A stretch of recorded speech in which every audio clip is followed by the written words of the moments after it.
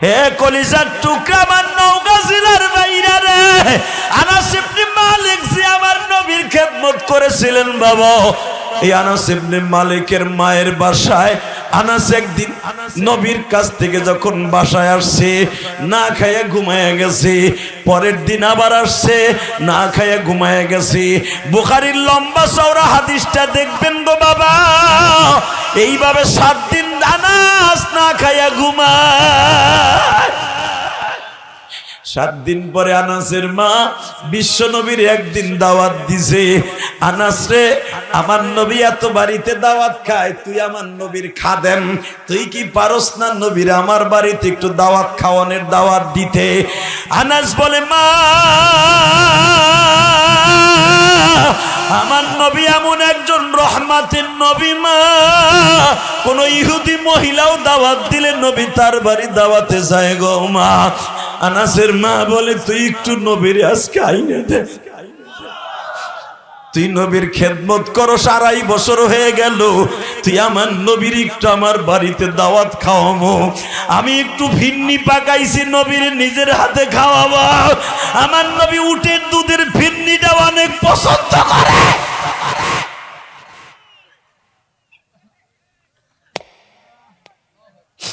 তুই আমার নবীর একটু আনিয়া দে। ও আমার নওগাঁ জেলার মহাদেবপুরের বাইরা, বুখারীর মধ্যে দেখবেন আকালান নবী সাল্লাল্লাহু আলাইহি ওয়াসাল্লাম, ইমাম থানবী রাহমাতুল্লাহ সুন্নাত ইত্তিবাই নবী এই কিতাবের মধ্যে লম্বা চওড়া একখানা হাদিস বর্ণনা করেছে আল্লাহর কুতুব। ইমাম থানবী রাহমাতুল্লাহ আলাইহি বলেন, আনাসের মা যখন নবীরে দাওয়াত দিলেন, আমার নবী ইশারের নামাজটা পড়ে আনাসের মার বাসায় গেলেন। আরাম করে নবী আমার বসলেন, আরামের মায়ের বালিশ আনাসের মায়ের বালিশটা কোল বালিশটা পিছনে দিয়া, আনাস বলেন আমার নবী যখন কোল বালিশটা পিছনে দিয়া বসছে, ও বাজান আপনার পিসাবদের সরমনে আল্লাহর কুতুব যদি আপনাদের এলাকায় আসে, মুরিদরা বাবা এত সুন্দর একটা গালিচা বানায়, এত সুন্দর হুজুরকে রেস্ট হাউস বানায় দেয়, যেন আমার আল্লাহর কুতুব কষ্ট না পায়। 1 নম্বরে হুজুর শত শত মাইল পথ অতিক্রম করে আসবে, হুজুর কত কষ্ট করে আসবে দিনের দাওয়াতের জন্য। একটা মুরিদ যদি দুনিয়ার সাধারণ একজন পীরকে এত ভালোবাসতে পারে বাবা, এই যে আমি যেই যুবকদের ওয়াজের ইনভাইটে আসছি বাবা, এরা গরিবানা হালাতে যতটুকু চেষ্টা করছে, ভালো একটা বিছনা চাদর আমার জন্য আনছে, নতুন একটা গামছা কিনছে বাবা, দামি দামি খাবার পাকাইছে, যেই খাবারগুলো আমার জন্য পাকাইছে বাবা, এরা বছরের ভিতরে এতগুলা খাবার কোনো ফ্যামিলিতে পাকায় না। এটা কেন করছে জানেন? মেহমানের কদর। বিশ্বনবী বলে যারা মেহমানকে খাওয়াবার জন্য দামি দামি দামি খাবার অ্যারেঞ্জমেন্ট করে, আমি বিশ্বনবী তাদের জান্নাতের জামিনদার হয়ে গেলাম। মেহমান আসে, মেহমান নিয়ে যায়, রহমত দিয়ে যায়, বরকত দিয়ে যায়, বাড়িওয়ালার গুনাহগুলো লয়ে যায়। বিশ্বনবী বলেন, আমার নবী বলে আনাসের মারে ওহি 2 প্রকার, একটা হলো মাতলু আর একটা হলো গায়রে মাতলু। মাতলু যেটা সেটা হলো ডাইরেক্ট কোরআন শরীফের আয়াত, গায়রে মাতলু যেটা জিবরাইল আসে ঠিকই কিন্তু কোরআনের আয়াত না। যদিও আমার আনাসের সামনে কোরআনের আয়াত নাযিল হয় নাই, আমার কাছে আমি শুনতে পাইলাম আমার আনাস না খেয়ে ঘুমায়। আনাসের মা আপনি আনাসের জন্য কি চান? আপনি চান, আপনি তো জানেন না সন্তানের জন্য মায়ের দোয়া কত দ্রুত কবুল হয়ে যায়। আনাসের মা বলে নবী গো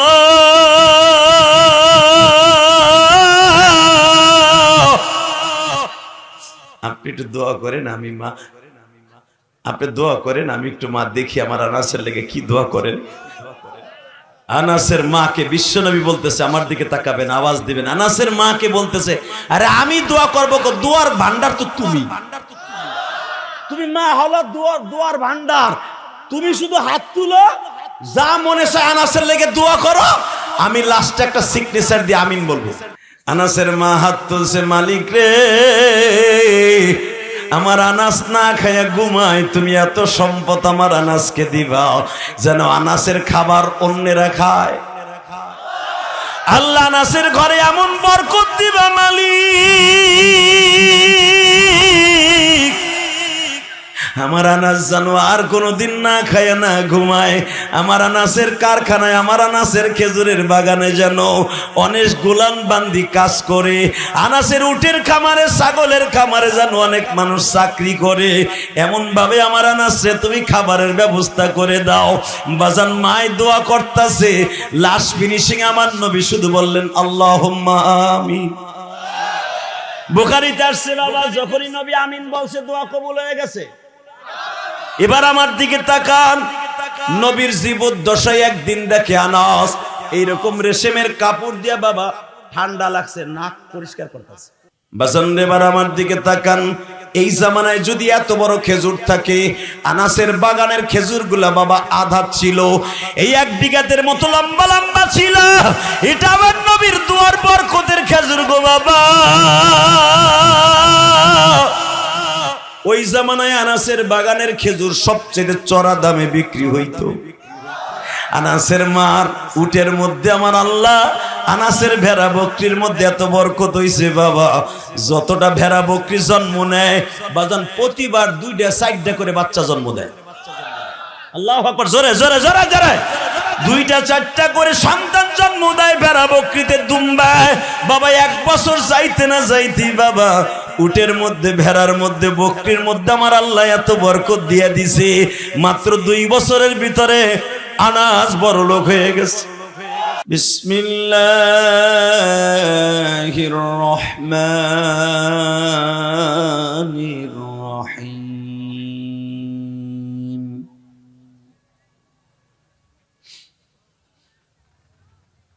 وأما من خاف مقام ربه ونهى النفس عن الهوى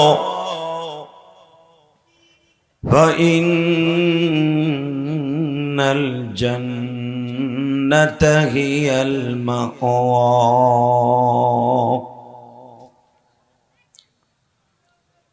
وقال الله تبارك وتعالى وإنك لعلى خلق عظيم. إن الله وملائكته يصلون على النبي يا أيها الذين آمنوا صلوا عليه وسلموا تسليما.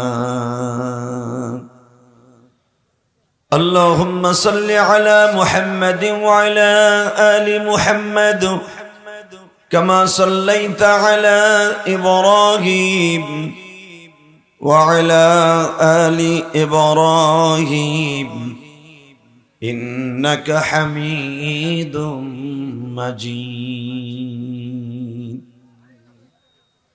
নামাজ পড়লে কে খুশি হয়? আল্লাহ নাম জোরে বলতে হবে। কে? আরো জোরে। এ তোমার মাই কেমন করে কেন? সিজদে কেন?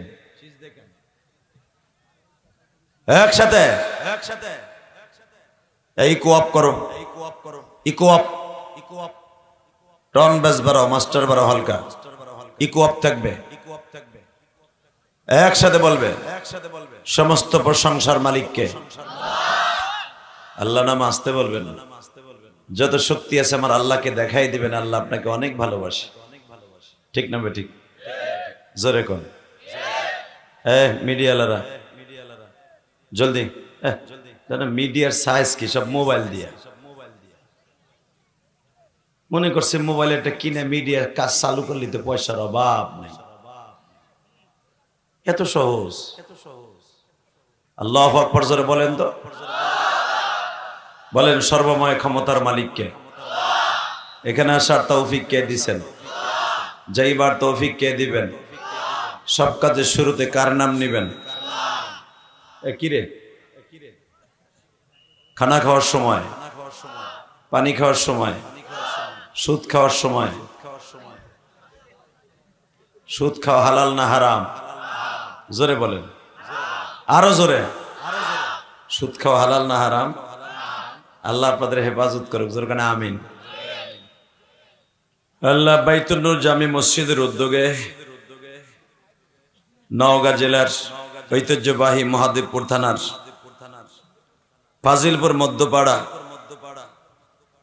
বাইতুল নূর জামি মসজিদের উদ্যোগে একদিন ব্যাপী ওয়াজ ও দোয়ার মাহফিলের সম্মানিত সভাপতি জনাব মোহাম্মদ আলতাফুর রহমান ফাজিলপুর কে সভাপতি, মাশাআল্লাহ বসেন। আজকের মাহফিলের সহসভাপতি জনাব মোহাম্মদ ইনামুল হক ফাজিলপুর কে আপনি। আজকের মাহফিলের প্রধান অতিথি আপনাদের অত্যন্ত প্রিয় মানুষ, বিশিষ্ট ব্যবসায়ী ফাজিলপুরের জনাব আলহাস আক্কাস আলী কে, মাশাআল্লাহ। আজকের মাহফিলের বিশেষ অতিথি জনাব হাফেজ মোহাম্মদ আজাদ হোসেন কে, আসে নাই? আজকের মাহফিলে যিনি আমার আগে ওয়াজ করেছেন, আমার অত্যন্ত ছোট ভাইয়ের মতো, যার ওসিলায় আপনারা আমাকে এত দ্রুত পেয়েছেন, হযরতুল আল্লামা হযরত মাওলানা মুফতি ইমরান হোসেন মুজাহিদি। আরেকজন বক্তা ওয়াজ করেছেন এই মহাদেবপুরের কৃতি সন্তান মুফতি মাওলানা আরিফুল ইসলাম, বারাকাল্লাহু ফি হায়াতি ওয়া ইজ্জতি ওয়া জালালি, জোরে করে আল্লাহু আকবার। বলেন তো সর্বময় ক্ষমতার মালিক কে? কেন সর্বময় ক্ষমতার মালিক জনগণ না? বিগত সরকার তো এটাই বলতো, সর্বময় ক্ষমতার মালিক জনগণ। নাউজুবিল্লাহ, জোরে বলা যায় না? এই ওই যে একটা আলো আছে না, হ্যালোজেনের মতো জ্বলে আর নিবে, ওটা বন্ধ করো, ওটা চোখে লাগে গেটের ওখানে, নাহলে অন্যদিক ঘুরাই দাও। যারা রাস্তাঘাটে দোকানপাটে ঘোরাফেরা করছেন, আমি তাদের অত্যন্ত উদারত আহ্বান জানাবো, প্যান্ডেলের ভিতরে ঢুকে পড়েন, যেরকম মারহাবা। যারা দাঁড়ায় আছেন, এই যে দুলাবাড়ি পোলারা, বহেন নয়ন বাইতে যাবেন। এই কারা আছেন কেন? ঢোকেন। তারপর পকেটে হাত দিয়ে খারাই রয়েছে, মগায় মনে করতেছে আমি বুঝে দেই না। এই ভলান্টিয়ার, এদেরকে বসাই দাও না, না থাকলে চলে যেতে বলো। একটা লোক দাঁড়ায় থাকতে পারবে না। একসাথে বলেন সর্বময় ক্ষমতার মালিক কে? ওই আল্লাহর প্রশংসা বলেন তো দেখে আলহামদুলিল্লাহ। আল্লাহ আপনার প্রশংসা করছে, এদের জীবনের গুনাহ মাফ করে দেন আল্লাহ, এদের সবাইকে আপনি মাফ করে দেন। মুসা পয়গম্বর আল্লাহর সাথে কথা বলতেন ডেইলি, 40 দিন পর্যন্ত একাধারে কথা বলেছেন। ভালো মাউত থাকলে মাউত দাও, এই মাউতে তুমি ওয়াজ করাইতে পারবা না, বক্তাদেরকে নামও করতে পারবা না। তোমার মাইক ভালো আমি জানি, কিন্তু তুমি সেটিং করতে পারবে না। একসাথে বলতে হবে। মুসা পয়গম্বর আল্লাহর সাথে কথা বলতেন, প্রতিদিন কথা বলতেন। আলহামদুলিল্লাহ বলেন।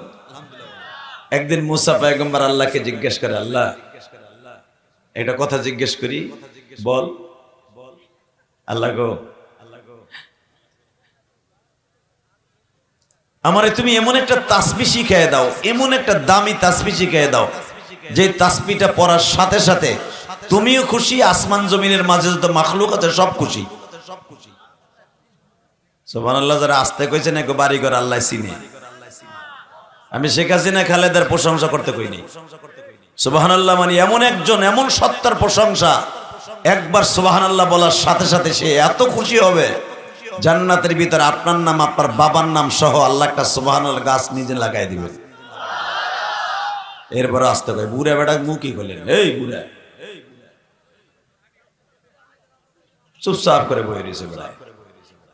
সুবহানাল্লাহ যে যত জোরে বলবেন, জান্নাতের ভিতর একটা সুবহানাল্লাহ গাছ আল্লাহ নিজে লাগাই দিবেন। এরপরে কয়নি, এমন হয় বাগুন ব্যস্ত হয়েছে, চিন্তা করতেছে সুবহানাল্লাহ না কইলেও চলবো। শোনেন, সুবহানাল্লাহ না কইলে চলবো ঠিক আছে, ও আছে সবাই দায়িত্ব দিয়ে দিচ্ছেন, আপনি চুপ করে বয়ে রয়েছেন। হালাকে বাইতে যাওয়ার সময় দেখবেন আপনার পকেট খালি, কিচ্ছু নাই, সুবহানাল্লাহ নাই, কিচ্ছু নাই। আর যেই মানুষগুলো সুবহানাল্লাহ বলতেছে, আল্লাহ রাব্বুল আলামিন তাদের আমলে হাজার হাজার নেকির ব্যবস্থা করে দিবেন। এক সাহাবী বললেন, ইয়া রাসূলুল্লাহ এই সুবহানাল্লাহ বললে কি হবে? নবী আমার বললেন, সুবহানাল্লাহ একবার বললে এই আসমান জমিনের মাঝে যত ফাঁকা জায়গা আছে আল্লাহ নেকের দ্বারা ভরপুর করে দিবে। আল্লাহু আকবার, জোরে বলেন তো, জোরে জোরে জোরে জোরে জোরে। হাত দুইটা উঠে আল্লাহর জোরে একটা ডাক দেন তো, আরো জোরে ডাক দেন, ডাক দেন।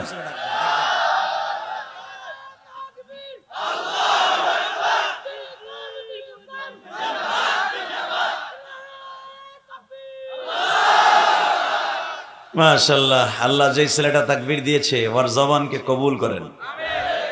ইসলামী যারা আন্দোলন করে, ইসলামের পথে যারা নিবেদিত প্রাণ, বিশেষ করে যারা তাকবীর দেয় দেখবেন এরা অধিকাংশ ইসলামের জাগ্রত সৈনিক।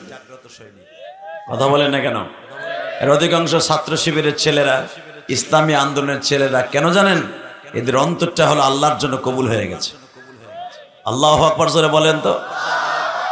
এই মুসলমানের সন্তান, ইসলাম এত সহজ জিনিস না যে আপনার বাড়ির পাশে কচুরির ডগার মতো আস্তে আস্তে ভেসে ভেসে আসবে। তো বিপদ জাগারে ভাই, নাম তো মহাদেবপুর। আইরে বাবা, মহাদেবপুর, এটার ইসলামপুর রাখা যায় না? যায়? ইসলাম কায়েম হলে আর কবে হবে? হয়ে যাবে ইনশাল্লাহ। 5 আগস্টের পরে করে দিতেন, চত্বরে লাগাই দিতেন। এই ঢাকা শহরে যত বঙ্গবন্ধু সেতু আছিল সব ইব্রাহিম আলাইহিস সালামের নাম এসে গেছে। লেখা ছিল জাতির পিতা বঙ্গবন্ধুর অমুক নাম্বার সেতু, অমুক নাম্বার ব্রিজ, কালভার্ট, সব জাতির পিতা ইব্রাহিমের নামে এসে গেছে। তো মহাদেবপুর চত্বরটা খালি ইসলামের একটা সাইনবোর্ড লাগাই দিলি হইতো। কথা ঠিক না বেঠিক? জোরে কন, এ কথা জোরে কন, নালে জামগা কিন্তু। আরো জোরে কন। হুজুর যখন বলছে ইসলামী আন্দোলনের সৈনিক যে ইসলামপুর, ইসলাম কায়েম হলে হয়ে যাবে, আমার মন কেন জানে বলে এই মহাদেবপুর একদিন ইনশাল্লাহ ইসলামপুর হয়ে যাবে।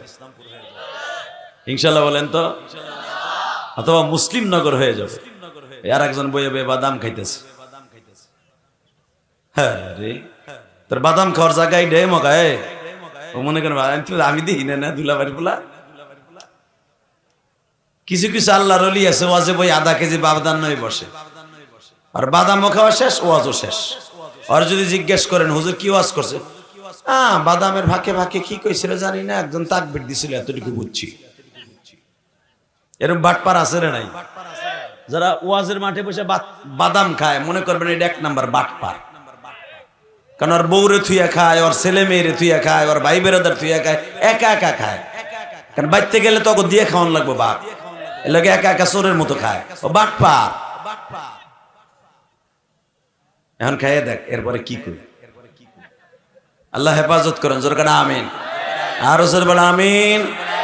এই বড় মিডিয়ায় আর আসবি না, গোড়ার ডিমের মোবাইলের মিডিয়া একসাথে বলেন সর্বময় ক্ষমতার মালিককে।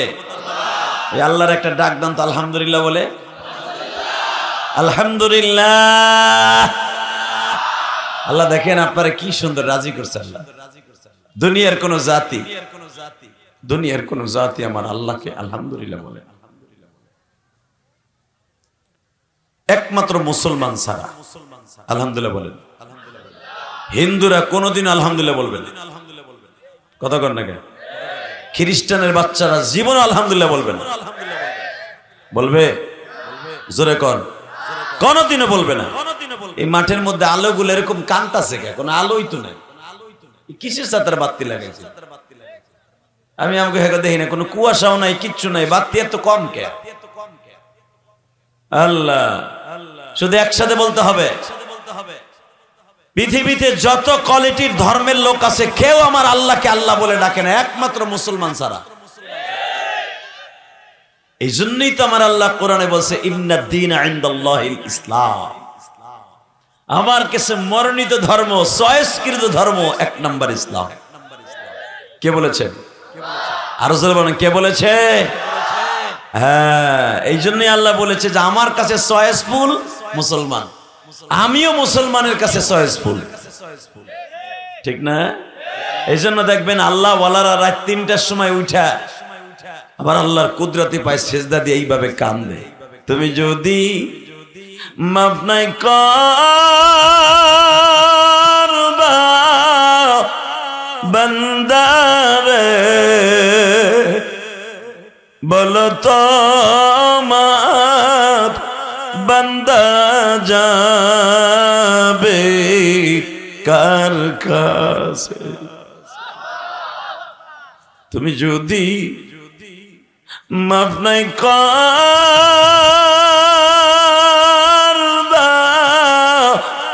মৌলা বান্দারে বলো তো আমার বান্দা যাবে কার কাছে? আল্লাহ তুমি তাকায় দেখো নওগাঁ জেলার মহাদেবপুর থানার তোমার পাগলগুলি ফাজিলপুরে বসে এই মসজিদকৃত মসজিদের কমিটির মাহফিলে বসে যারা তোমার প্রশংসা করেছে এদের জীবনের গুনাহ মাফ করে দাও আল্লাহ। এরা অধিকাংশ গরিব মানুষ।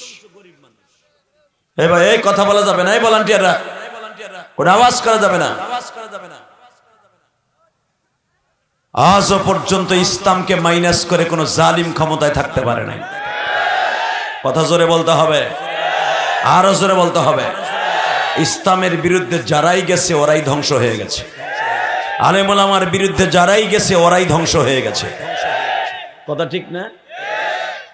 বিগত সরকার আলেমদেরকে ধরে ধরে নিয়ে ডিম দিছে, ল্যাংটা করে মারছে, পিছনে হাত বেঁধে মেরেছে। মনে রাখতে হবে মেরে তারা মাইনাস হয়ে গেছে, প্লাস হয় নাই। কারণ কি জানেন? আলেম ওলামা হলো এই দেশের সোনালী সন্তান। ঠিক না বেঠিক? জোরে কোন, আরো জোরে। আলেম ওলামাকে মাইনাস করে কেউ ক্ষমতায় কোনোদিনও টিকে থাকতে পারে নাই। হযরত নূহ আলাইহিস সালাতু ওয়াস সালাম ইসলামের দাওয়াত দিয়েছিলেন। ইসলামের দাওয়াত দিতে গিয়ে তার কওমের মানুষগুলা জালিমগুলা তারে প্রতিদিন মারতো। নাউজুবিল্লাহ বলেন না? প্রতিদিন মারতো। নূহ আলাইহিস সালামকে বলা হয় দ্বিতীয় আদি পিতা। কারণ নূহ আলাইহিস সালামের জামানায় মাত্র ৮০ থেকে ৮২ জন মানুষ এই পৃথিবীতে ছিল, আর সব আল্লাহ মাইরে ফেলছিল। কেন মেরেছিল আপনারা জানেন? নূহ আলাইহিস সালাম যখন ইসলামের কাজ করতে যাইতেন ওইখানেই জালিমগুলা বাধা দিত। নাউজুবিল্লাহ বলেন না? লাস্ট ফিনিশিংয়ে নূহ আলাইহিস সালামকে তারা মারতে মারতে মারতে প্রতিদিন এই শরীর থেকে পাউন্ডকে পাউন্ড রক্ত বের করতে জালিমগুলি। নূহ আলাইহিস সালাম আপনার আমার হাতের 65 হাত লম্বা ছিলেন। আল্লাহু আকবার জোরে বলতে পারলেন না? কত হাত? আর আমার বাবা আদম ছিলেন 120 হাত লম্বা। ওই এক চাচা উন ধরে বই রইছে বাড়াই। এত দামি কথা শুনতাছে, এরপরে সুবহানাল্লাহ কইতে মন চায় না। আবার বলেন তো, আবার বলেন। 120 হাত লম্বা আমার বাবা, আপনার বাবা আদম আলাইহিস সালাম, আর 65 হাত লম্বা হলো নূহ আলাইহিস সালাম। এই 65 হাত লম্বা মানুষটা প্রতিদিন তারা বলতেছে, হে নূহ, তুমি যে আল্লাহর সাথে আল্লাহর কথাগুলো বলো, ইসলামের কথাগুলো বলো, খবরদার এগুলো আমাদের সামনে আর বলবা না। আমাদের দ্বিতীয় আদি পিতা আদম আলাইহিস সালাম, দ্বিতীয় আদি পিতা নূহ আলাইহিস সালাম বললেন, আচ্ছা আমি যদি ইসলামের দাওয়াত না দেই তোমাদের কি দাওয়াত দিবে? কয় আমাদের খোদা আছে না, আমাদের খোদা আমাকে বাঁচায় রাখবে। নাউজুবিল্লাহ। আস্তে গেলে বউ হইয়া মরবে। আরো জোরে কোন। এই মুসলমানের সন্তান, যখন তারা বলল যে আমাদের খোদা আছে, তারা আমাকে বাঁচায় রাখবে, তোমার খোদা আমাদের দরকার নাই, এই কথা শুনলে নূহ আলাইহিস সালাম বলেন, আল্লাহ এই জালিমগুলা কি কয় তুমি একটু শোনো না। আল্লাহ বলেন, নূহ তাদের বলে দে আমি কিন্তু আগামী মুহররমের 10 তারিখে গজব দেব, আর এই গজব এত পরিমাণ হবে সারা দুনিয়া আমি তলিয়ে ফেলবো, সারা দুনিয়া পানিতে তলিয়ে যাবে। তাকে দেশের কিছু নেতা আছে না, ফেরাউন মার্কার নেতা, দূর এই নুহুর কথা আর কলা গাছের মাথা, পয়গম্বরদের কথা বিশ্বাস করলেন। শুধু এটাই না, আমার প্রিয় হাবিবও বেঈমান আবু জেহেলের বাহিনীর যখন দাওয়াত দিল, তারা আমার নবীর কথা বিশ্বাস করে নাই, বরঞ্চ আমার নবীর গলার মধ্যে গামছা দিয়ে এইভাবে তাকান, গামছা দিয়া টেনে টেনে সাবা পাহাড় থেকে নিচে নামাইছে। এবং তার চাচা আবু লাহাব, সেই জালিমটা, যে আবু লাহাবের বিরুদ্ধে কোরআনের আয়াতগুলো এইভাবে নাযিল হয়েছে, আমি এক একটা আয়াত পড়বো, আপনি আল্লাহু আকবার দিয়া আল্লাহকে খুশি করবেন, আপনিও খুশি, আমার আল্লাহও খুশি, আমিও খুশি। রেডি? যেদিন বেঈমান আবু লাহাব এবং তার বিবিকে বলে দিল, মুহাম্মদ যখন রাস্তা দিয়ে যাবে ওরে আর বাঁচাই রাখবি না, বড় বড় কাটা রাস্তার মধ্যে গেড়ে রাখবি, মুহাম্মাদের পাও ফুটা হবে, ছিদ্র হবে, রক্তগুলা মক্কার অলিগলি লাল হবে, তুই পিছনে দাঁড়ায় দাঁড়ায় হাত তালি দিবি। ঠিক আবু লাহাবের এই বেজরমা মহিলা, যার জন্মের ঠিক নাই, এরাই আলেমদেরকে এবং নবীদেরকে কষ্ট দেয়, ওরাই ইমামদেরকে কষ্ট দেয়, ওরাই মুয়াজ্জিনদেরকে কষ্ট দেয়, ওরাই মাদ্রাসার প্রিন্সিপালদেরকে কষ্ট দেয়। এটা আমি বলি নাই, আল্লাহ বলতেছে। কথা বলেন না কেন? এই মুসলমানের সন্তান, এই বেজরমা চাষিটা, মানে যার জন্মের ঠিক নাই, ও তো বেজরমা। কথা ঠিক না বেঠিক? ও প্রতিদিন এত বড় বড় লোহার প্যারাক গেড়ে রাখতো। কিন্তু মনে রাখবেন, ও বেঈমান মহিলা একদিক দিয়ে লাগাই দিয়ে যাইতো, জিবরাইল এসে উঠাই দিয়ে যেত। কারণ কি জানেন? আমার নবীর নামের ব্র্যাকেটের মধ্যে একটা আয়াত লেখা আছে, আমি বলি শুনেন। ওয়ামা আরসালনাকা ইল্লা রাহমাতাল লিল আলামিন।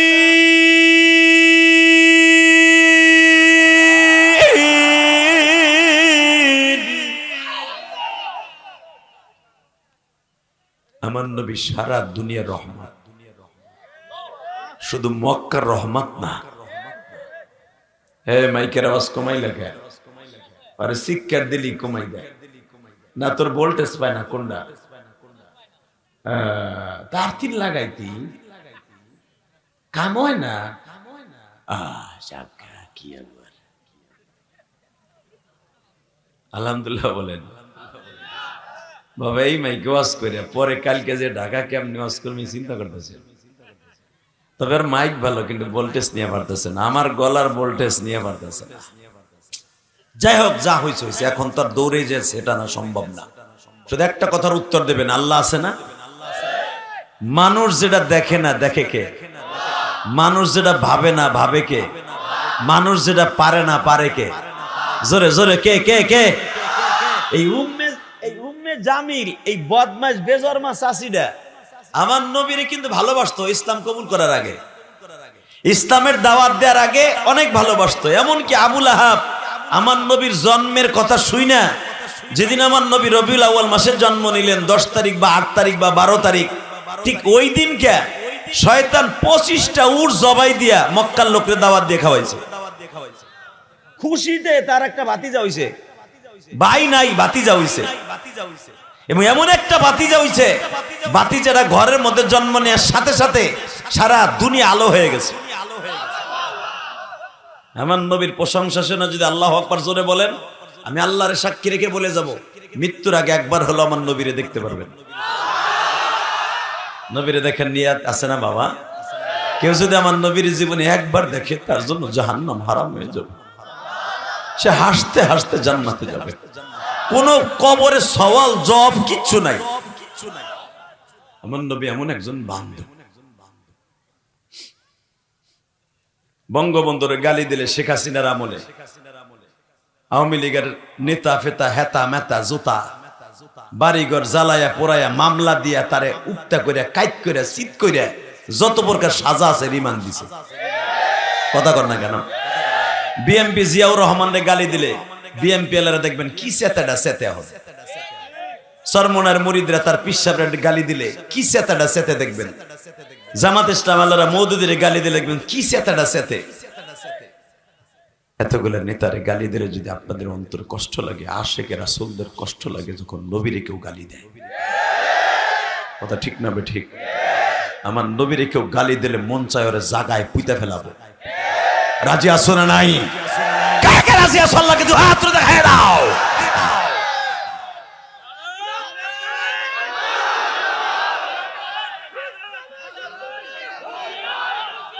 এ রাখো রাখো রাখো, ইসলামের শত্রু এমনি হুঁশিয়ার। তাকবীর যে দিচ্ছেন বইয়া বইয়া দিবেন না, এটা সুন্নাতের খেলাফ। তাকবীর হবে ওমরের, এমনি মারবেন, মনে হবে আপনার মাজা, আপনার বডি আমার আল্লাহর জন্য প্রস্তুত। দাঁড়ান তো, দাঁড়ান, হুজুর দাঁড়ান। যে তাকবীর দিচ্ছেন মারেন এবার জোরে, চা দাও।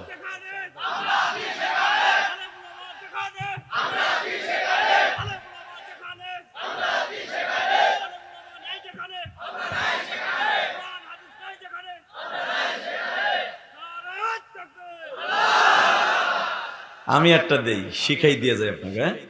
রেডি? নারায়ে তাকবীর, লিল্লাহি তাকবীর। মাঝখানে বইয়া বইয়া কি এইটা বানাইতেছো? হে, তাকবীরের ধ্বনি দিলে বডির রোগ চলে যায়, এটা জানো নি মিয়া? আল্লাহু আকবার এটা কোন শেখ হাসিনা খালেদার ইরশাদের প্রশংসা না। আল্লাহু আকবার মানে আল্লাহ মহান, আল্লাহ বড়, তারে বড় করবা, তোমারে ছোট রাখবে না। তুমি গরিবের ঘরে জন্ম নিলো, তোমার মতো দামি এই পৃথিবীতে এই নওগাঁ জেলায় কেউ নাই।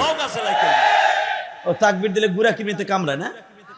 এটা তো বিগত সময়ে অনেক ওসি এসপিডিসিরা বলতো এটা হলো পাকিস্তানের আওয়াজ, বলতো না? এটা পাকিস্তানের আওয়াজ না, এটা একমাত্র আমার আল্লাহর আওয়াজ।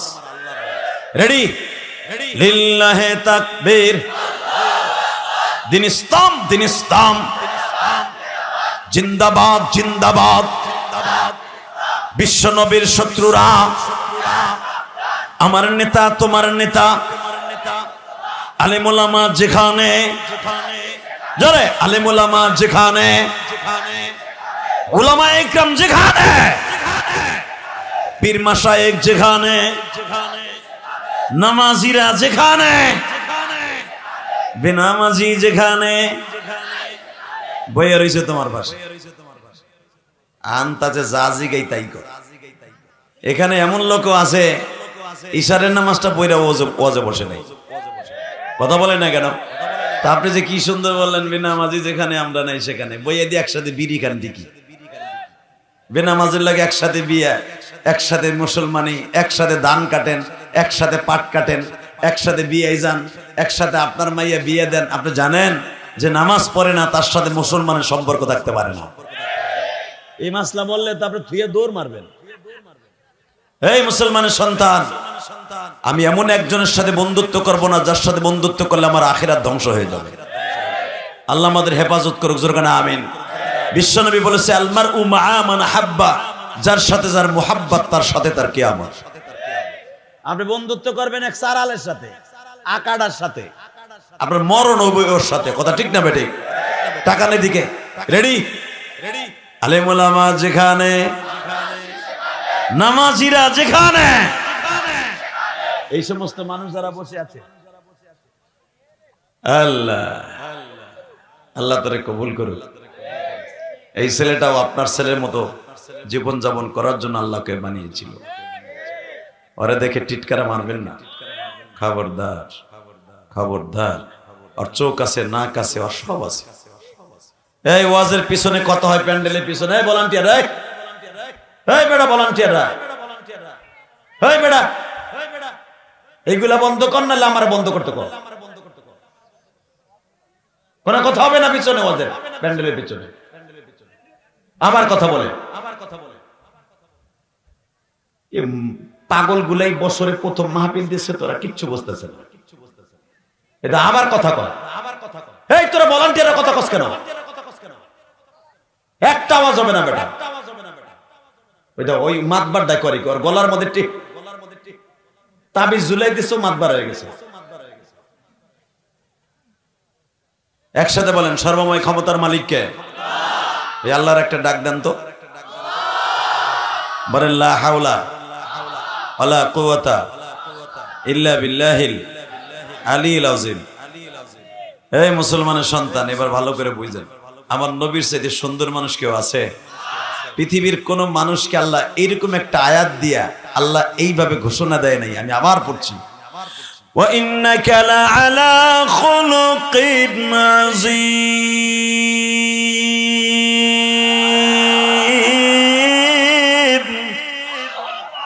ওয়া মা আরসালনাকা ইল্লা রাহমাতাল লিল আলামিন।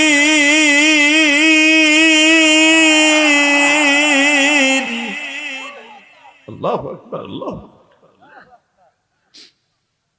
কোন নবীর রাস্তার উপরে কাটা কেটে রাখতো? রাখেন, আমাদের নবী তো সবাই জানে। এমন একটা নবীর জন্য কাটা কেটে রাখতো, যেই নবীটা হাসলে আমার আল্লাহ হাসতেন। এখন দিলটা নরম করে কাঁদবেন, কে বলছে আপনার গুনাহ মাফ হইব না? আমি গ্যারান্টি দিয়ে গেলাম, নবীর কথা শুনে যদি কারো চোখে এক ফোঁটা পানি আসে, ওই মানুষটা চির জাহান্নাম থেকে জান্নাতে লকব হয়ে যাবে। বাজানে উম্মে জামিল আবু লাহাবের বউ, এই বেজন্মা চাচি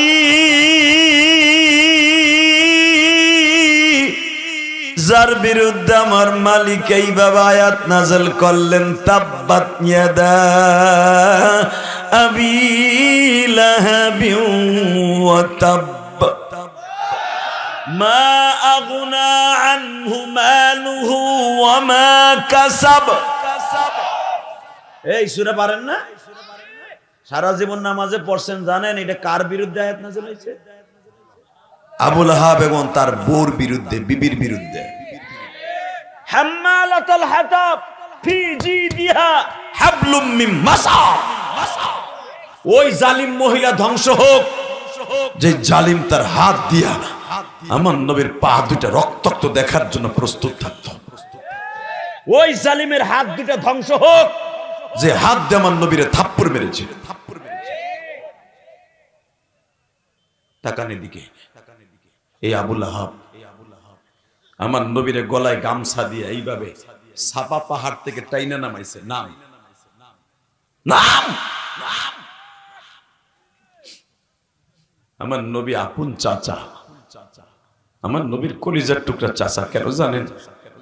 বেঈমান হয়তো আমার নবীরে দুশমন মনে করত, কিন্তু আমার নবী তার চাচাকে জানের চাইতে বেশি ভালোবাসত। তার জ্বলন্ত প্রমাণ এখন আমি দিয়ে দেই। সূরা লাহাবের তাফসিরে দেখবেন, উলামা একরাম তাফসিরে মাজহারির মধ্যে আসছে, তাফসিরে উলুমুল কোরআনে আসছে, তাফসিরে মারুফুল কোরআনের মধ্যে আসছে, তাফসিরে মুজহিরের মধ্যে আসছে। একই কথা বারবার আসছে। এই জালিম আবু লাহাব যখন আল্লাহর গজবে পড়ে মারা যায়, আমার নবী কোনোদিনও চাচারে বরদোয়া দেয় নাই, কিন্তু আমার আল্লাহ আমার নবীরে মাইট দেওয়ার কারণে সহ্য করতে পারেনি। আল্লাহ যেদিন বললেন তাব্বাত ইয়াদা আবি লাহাবি ওয়া তাব, যে হাত দিয়ে আমার নবীরে থাপ্পড় মারছে, ওই হাত দুটা লুলা হয়ে যা। ওই রাতারাতের মতো শয়তানের হাত দুটা প্যারালাইজড হয়ে গেল। এবার দিলটা নরম দেখতে চাই। আমার নবী যখন শুনতে পারলেন আমার চাচার হাত দুইটা লুলা হয়ে গেছে, আর লড়াচড়া করতে পারে না, আল্লাহ বললেন ওর পাও দুটা লুলা হয়ে যা। পা দুটা লুলা হয়ে গেল, আর লড়তে পারে না। এক সপ্তাহ পরে আবার বলতেছে ওর বডিটা লুলা হয়ে যা। এবার আওয়াজ দিয়েন, যারা আলেম উলামার গায়ে হাত দিয়েছে, কোরআনের পাখি আল্লামা সাইদিকে যেই হাত দিয়ে মারা হয়েছে, ইঞ্জেকশনের মাধ্যমে ওই হাতগুলো জমিন থেকে নিয়ে যেতে পারবে না।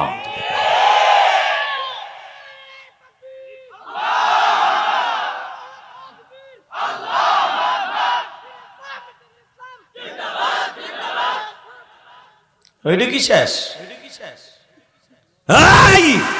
ভালো করে বুঝবা, এই জমিনের মালিক কে? অতিথি কই যায়? প্রধান অতিথি আপনি যায় না, কিন্তু আপনি আমার লাগবো। খুব ভালো মানুষ, আলহামদুলিল্লাহ বলেন। চেহারাটা সুন্দর। আপনাকে দিকে হেন কাছাকাছি বলেন। আপনাকে নওগাঁর মানুষগুলো লম্বা লম্বা, খালি আমার গোপালগঞ্জের মানুষগুলো দেখবেন খাটো খাটো। এই দিকে দেখেন, এই জমিনের মালিক কে? আল্লাহ আছে না? হ্যাঁ, যখন আবুল আহাবের পুরা বডিটা প্যারালাইজড হয়ে গেছে, এবার আমার দিক তাকায়েন, হ্যাঁ, যখন পুরা বডি আর লড়াচড়া করতে পারে না, শয়তান জাগায় খায়, জাগায় পায়খানা করে, জাগায় এমনি কেউরা কুত্তার মতো করে। দেখবেন যারা আলেমুল আমার গালি দেয়, মরার আগে গাল বেহা হয়ে যায়। চাচা কোনো কথাই হয় না, মনে মনে ভাবে আমি তো ডেলি বকি আমার মসজিদের ইমাম রে। খবরদার, কোন আলেম রে কোনোদিন বকা দিয়েন না। এই জবান আপনি ঠিক মতো নিয়ে কবরে যেতে পারবেন না। কথা বলেন না কেন? যে হাত দিয়ে উঁচা করে আলেমুল আমারে গালি দিবেন, আলেমদেরকে শাসন করবেন, ওই জবান আল্লাহ কেড়ে নিবে। মরার আগে আপনার কালেমা নসিব হবে না। ডাইরেক্ট কোরআন শরীফের কথা। তাকান এদিকে। তো শয়তানের পুরা বডিটা প্যারালাইজড হয়ে গেল, আর লড়াচড়া করতে পারে না, খাইতেও পারে না। এই জামানায় তো অত্যাধুনিক নল দিয়ে খাওয়া, ইঞ্জেকশনের মাধ্যমে খাওয়া, আর ওই জামানায় খাওয়ানোর কোন সিস্টেম ছিল না। গাল হা করে এরকম বড় একটা রড ঢুকায়া হা করে গালের মধ্যে খাওয়ান দেয়, যেইটা দেয় ওটা পড়ে যায়, রিটার্ন চলে আসে। কারণ এই পুরা বডিটাও নারী ভুরি শুদ্ধা, পুরা বডি প্যারালাইজড হয়ে গেছে, কোনো কিছু চলে না, সব অচল হয়ে গেছে, সব অচল, অকার্য হয়ে গেছে। আমার নবী শুনতে পাইলেন আমার চাচার হাত দুইটা চলে না, পাও দুইটা চলে না, এবার দিলটা নরম করবেন, কানবেন। দেখেন আমার নবী কত বড় দরদের নবী। চাচার কপালে হাত দিয়ে বলে, চাচা, ও চাচা, চাচা। এই কথা বলছে দিয়ে শয়তান আর এক দিক ফিরে রয়েছে। নাউজুবিল্লাহ বলেন না? যেই মানুষটা কপালে হাত দিছে বাবা, ওই মানুষটা এমন একটা মানুষ, পাথরে হাত দিলে সোনা হয়ে যায়। ওই মানুষটা এখানে বসে আঙ্গুলের ইশা দিলে ৭,৫০০ বছরের চন্দ্র দুখণ্ডিত হয়ে যায়। ওই মানুষটা এই আঙ্গুলটা দিয়ে পাহাড়ে একটা আঘাত করলে ঝর্ণা প্রবাহিত হয়। ওই মানুষটা এক গিলাস পানি, এক কাপ চা ১৫০০ সাহাবীরে খাওয়াইতে পারে। আল্লাহ সুবহানাল্লাহ, যারা আসতে কয় এগো কি কম। এমন একজন বাদশাহ নবী এক পেয়ালা দুধ দিয়া ১৭০০ সাহাবীকে পেট ভরে খাওয়াইছে। এখানেই শেষ না, তাকানের দিকে কষ্ট হইতেছে। বুখারীর হাদিস, ওমা আরসালনাকা ইল্লা রাহমাতাল আলামিন, এই আয়াতের তাফসীর দেখবেন বুখারীর হাদিস। খন্দকের যুদ্ধে বিশ্ব নবীর ১৫ দিন পর্যন্ত নবীর পেটে কোনো খাবার নাই।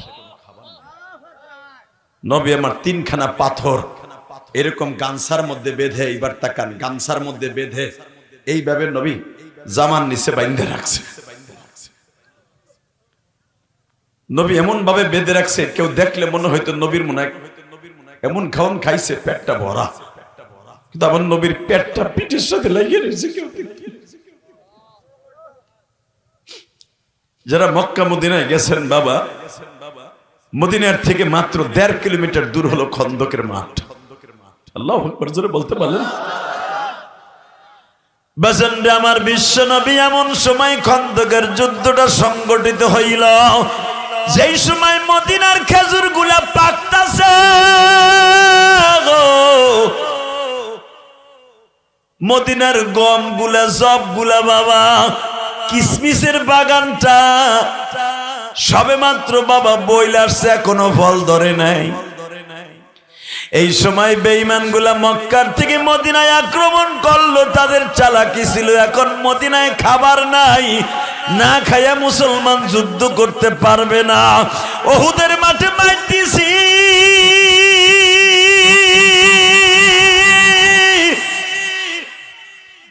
মুসলমান মায়ের খেয়ে কমর সোজা করতে পারে না, এখন আর একটা মাইট দিলি ধ্বংস হয়ে যাবে। এই মাইটটা হবে খুব কড়া মাইট, কিন্তু বেঈমান গুলা জানতো না মুসলমান কোমর বাঁকা হয়ে গেল, বেঈমানের সামনে মাথা নত করে না। পেটে খাবার না থাকলেও পৃথিবীর কোন জালিমের সামনে মাথাটা নত হয় না। এটা মক্কার বেঈমান গুলো জানতো না। আমিও নওগাঁ এই মহাদেবপুর আল্লাহর বান্দাদেরকে প্রমাণ করে দিয়ে যাব, হতে পারে এরা গরিব মানুষ, যদি এদের সামনে আমার নবীর কেউ গালি দেয় জাগায় পুঁতে ফেলবে, আরে জাগায় কতল করে ফেলবে। নবীরে গালি দেওয়ার সাথে সাথে দুনিয়া ওরে রাখার কোনো সিস্টেম থাকবে না। রাজি আছো না নাই? কে কে রাজি আছো? আজকে 6 জানুয়ারি দেখায় দাও, জানুয়ারি 6 তারিখ দেখায় দাও, জানুয়ারি 6 তারিখ উৎসাহ করে দেখায় দাও।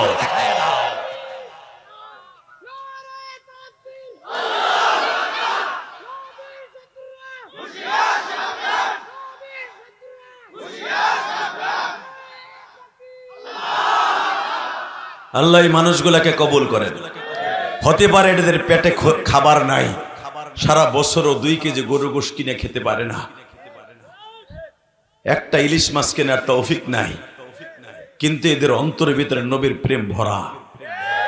নবীরকে অপমান করলে আর সহ্য করতে পারে না। ঠিক না বে ঠিক? জোরে কর না কে?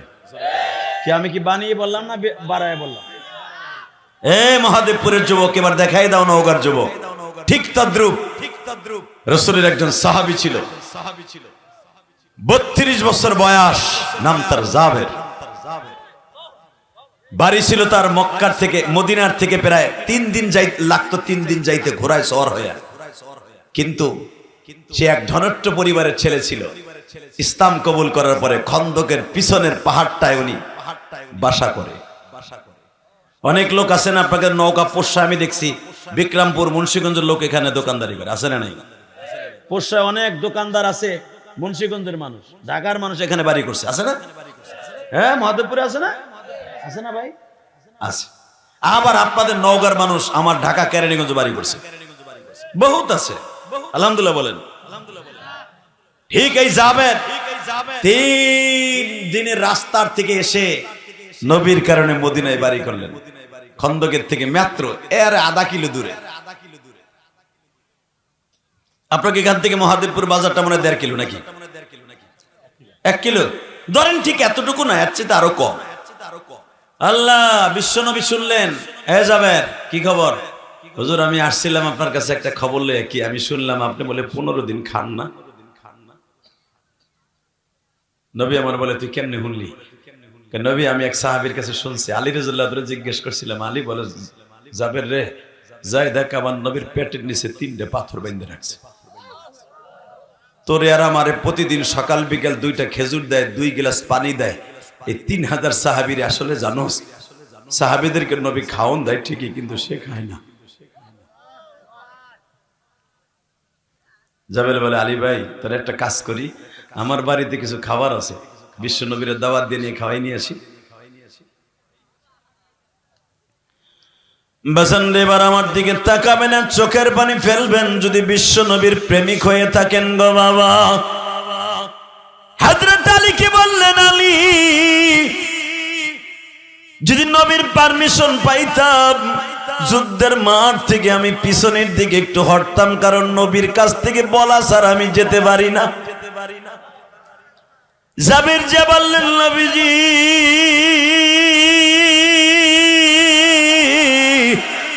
আপনারা বলছেন কোন মুজাহিদ যুদ্ধের মাঠ থেকে যদি ব্যাক করে, আল্লাহ তার কাছ থেকে জাহান্নাম 500 বছরের দূরে সরায় ফেলে।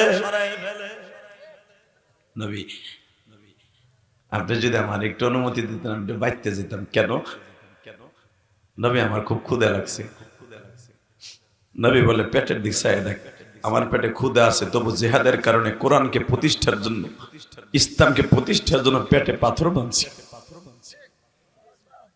জাবের বলেন, আমি তো জানি, এই জন্যই তো আমি চাইতেছি আপনার এবং আপনার পরবিন কয়েকজন মন্ত্রী, ওমর, ওসমান আলী, স্বরাষ্ট্রমন্ত্রী, পররাষ্ট্রমন্ত্রী, আইনমন্ত্রী, খাদ্যমন্ত্রী ওসমান গনি, এই মন্ত্রী কটা আর আপনার সহ 10-12 জনের একটু খাবারের ব্যবস্থা করবো।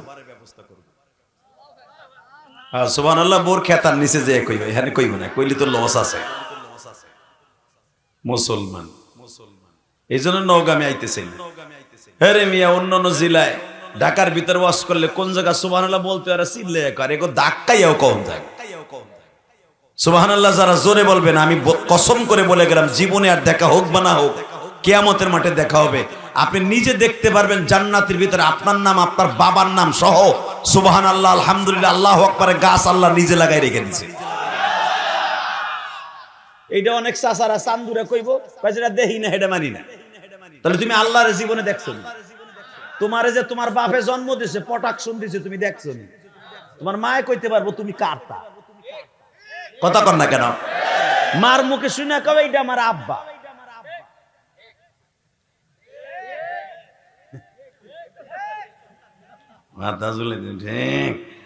ঠিকই তো কই আমরা, ঠিক কি কইছি?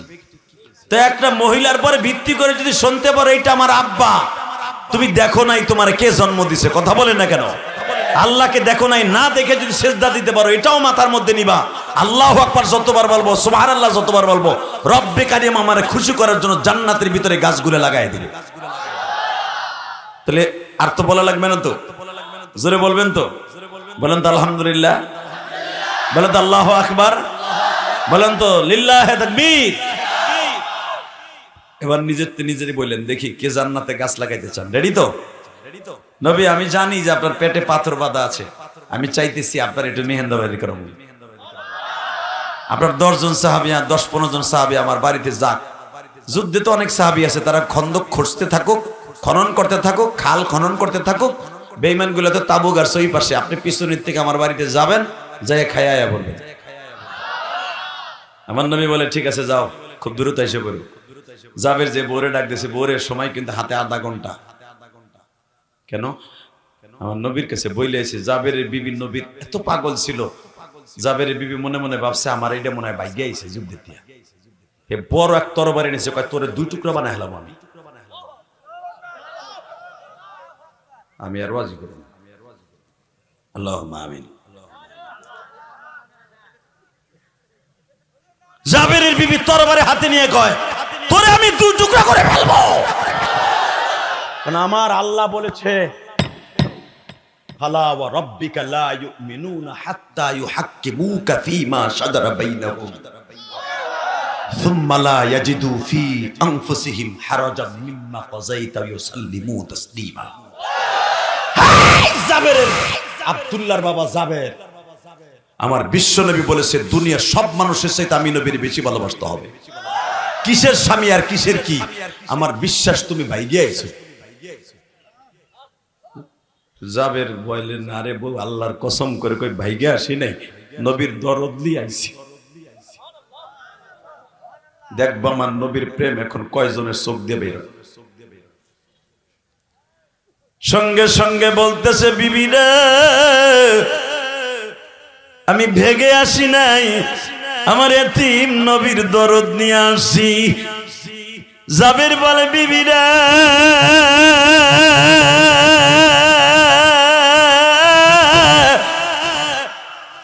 আমি শুনতে পাইলাম আমার নবী 15 দিন পর্যন্ত খাবার ঠিক মতো খায় না, 3 দিন পর্যন্ত এক টুক পানিও খায় না।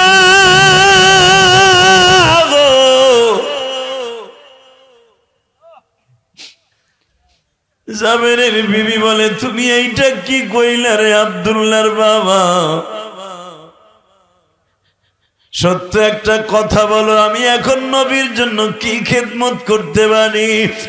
বিবি আমার যে একটা ছাগলের বাচ্চা আছে 1 বছর বয়স, কয় হ্যাঁ আয় ওইটা 2 জনে জবাই দেই, সময় আধা ঘন্টা। ও বাজার নাসাই শরীফের মধ্যে পাইবা, মুআত্তা মালিকের মধ্যে পাইবা, স্বামী আর স্ত্রী 2 জন মিলিয়ে জবাই দেয়া হইল। ঘরের মধ্যে 7 থেকে 8 কেজি বাবা জবের আটা ছিল।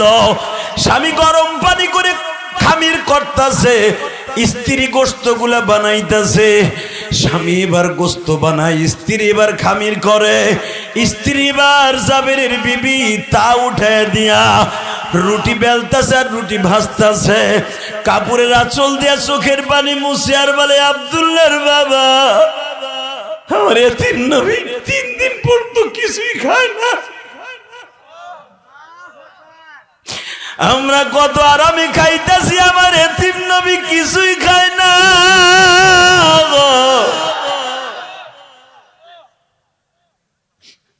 তুমি খুব দ্রুত যাও, যাই আমার নবীকে নিয়ে আসো, গরম গরম রুটি আর তরকারি দিয়ে নবীরে আমার ঘরে বসে খাওয়াবো।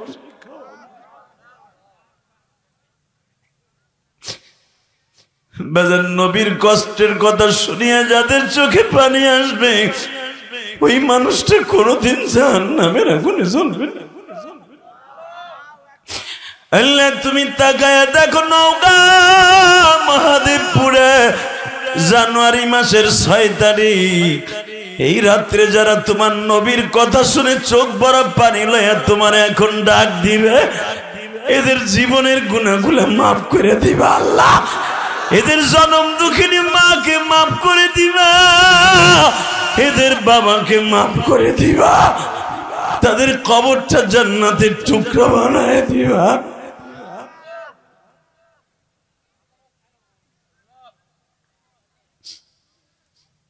আল্লাহ দেখো তোমার ভাইরা কারা কান্দে।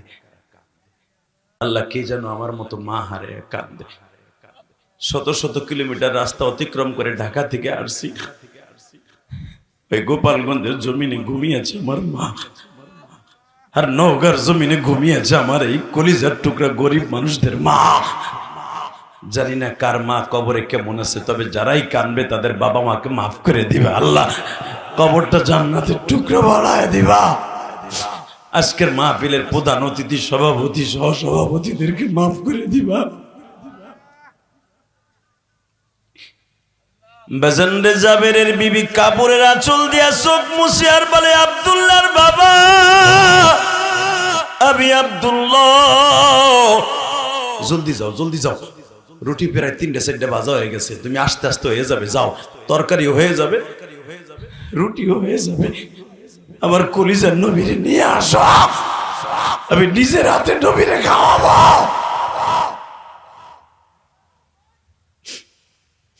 জাবের কথাটা আমি যাইতেছি, ইয়া রাসূলুল্লাহ বলো আপনি সহ 15-20 জন চলেন আমার বাড়িতে। নবী আমার বলেন কয়জন? 15-20 জন। নবী আমার বলেন, আলী রে যুদ্ধের মাঠে যারা আছে কয়জন? কয় 3000। এর মধ্যে থেকে 1500 চলো।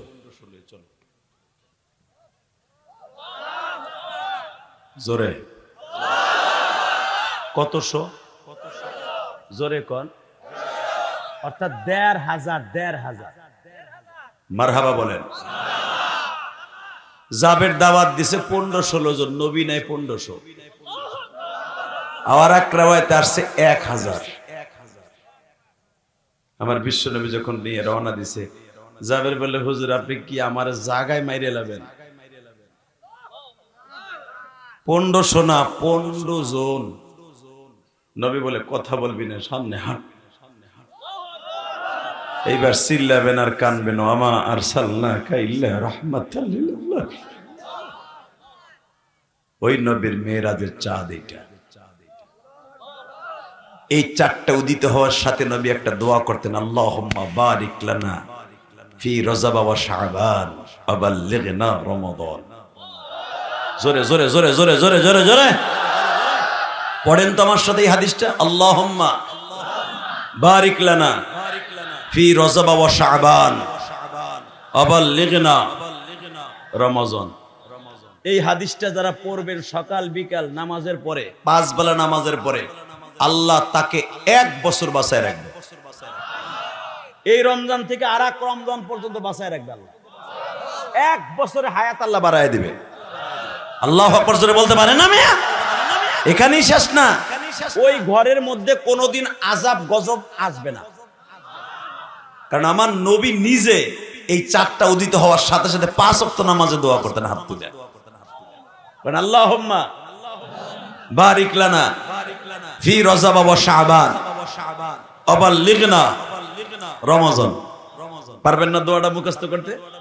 আপনার ইমামের কাছ থেকে মুখস্থ করে নেবেন, আলহামদুলিল্লাহ বলেন। এত কিছু মুখস্থ করে নিতে পারবেন না? আল্লাহ সবাইকে কবুল করুন।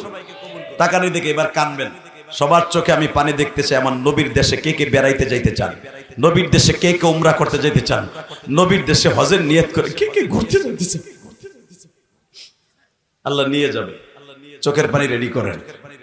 জাবের বলে, হুজুর আমার অপমান করেন, আমি গরিব মানুষ, বড় আশা করে আপনাকে 15 জনের দাওয়াত দিছি, আপনি লইতেছেন 1500, আপনি কি বুঝতেছেন যে আমি গরিব মানুষ? নবী বলে চুপ, কথা বলবি না, হাত। এই হলো অবস্থা। আবার বলছি, হে জাবের, আমি বিশ্ব নবী বলছি, হাত। আল্লাহু আকবার, আল্লাহু আকবার। জাবের বাড়ির সামনে মেহমান লয়ে যায়, মনে মনে ভাবতেছে এই মানুষগুলো লয়ে যদি বাইতে ঢুকি, বাইতে তো আটবো না, পুরা বাগান ভরে রেখেছে, খালি মানুষ আর মানুষ। আর হেরা কে আর আমাগো মতো মানুষ? আমাগো 6টার এক জায়গায় করলে যত বড়, একজন সাহাবী তত বড়।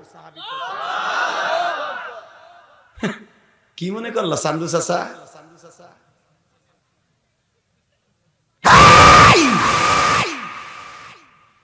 একজন সাহাবীর গায়ে আল্লাহ এত শক্তি দিয়েছিলেন, হযরত আলী মনে যখন জিহাদের মাঠে নামতেন, মনে হইতো 14 কিলোমিটার উহুদ পাহাড়টার এসে টিট দিয়ে ধাক্কায় সরাই ফেলে, এরকম বাহাদুর মনে হইতো। একে তোমার আমার মতো স্যাগ আমার কাবড়ি, এত ইমানি শক্তি ছিল তাদের। তো বিশ্বনবী বললেন, আবু হুরায়রা সামনে হাট, ইজরিবুল আকদাম ইয়া আবু হুরায়রা, সামনে হাট। আবু হুরায়রা বলে, ইয়া রাসূলুল্লাহ, ক্ষুধা তো বেশি লাগছে। কয় তোরে আগে খাওয়াবো, চল। জাবের নবীর কথা শুনে পিছনে তার সামনে বাইতে যায় না, কয় গেলেই তো বউ রাতের মারি খাবো। আমার বউ যে রাগী, দৈরে প্রথম বটি দিয়ে আমার কোপ দিব। দাওয়াত দিলি তুই 15 জন, 1500 লোক করতে গা, আর এতগুলা মানুষের খাওয়ান দেবো কেমনে? এই এতগুলা মানুষ পুরা ময়দান ভরা, কেমনে দিবা? কিন্তু জাবেরের জানা ছিল না, ওমা আরসালনাকা ইল্লা রাহমাতাল লিল আলামিন। জাবেরের জানা ছিল না সারা দুনিয়ার রহমত এখন জাবেরের বাড়িতে, এটা তার জানা ছিল না। জোরে জোরে জোরে জোরে জোরে জোরে জোরে। জাবেরের নবী বলে, ঘরে যা। জাবের ঘরে যে কয়, বউরে রাগ করিস না, রাগও করিস না, এটা আমার দোষ না, নবীর দোষ না, আল্লাহর পক্ষতে মনে এডি হইছে। দেখেন মহিলাকে ইমান কত শক্ত। জাবেরের বউকে কি হয়েছে, তুমি মেসর মেসর করতেছো কেন? ঠিক হাদিস এইভাবেই আসছে, এই তুমি মেসর মেসর কুতুর কুতুর করতেছো কেন? নবী কই? তার কইস না, দাওয়াত দিছে 15 জন লই এসে 1500।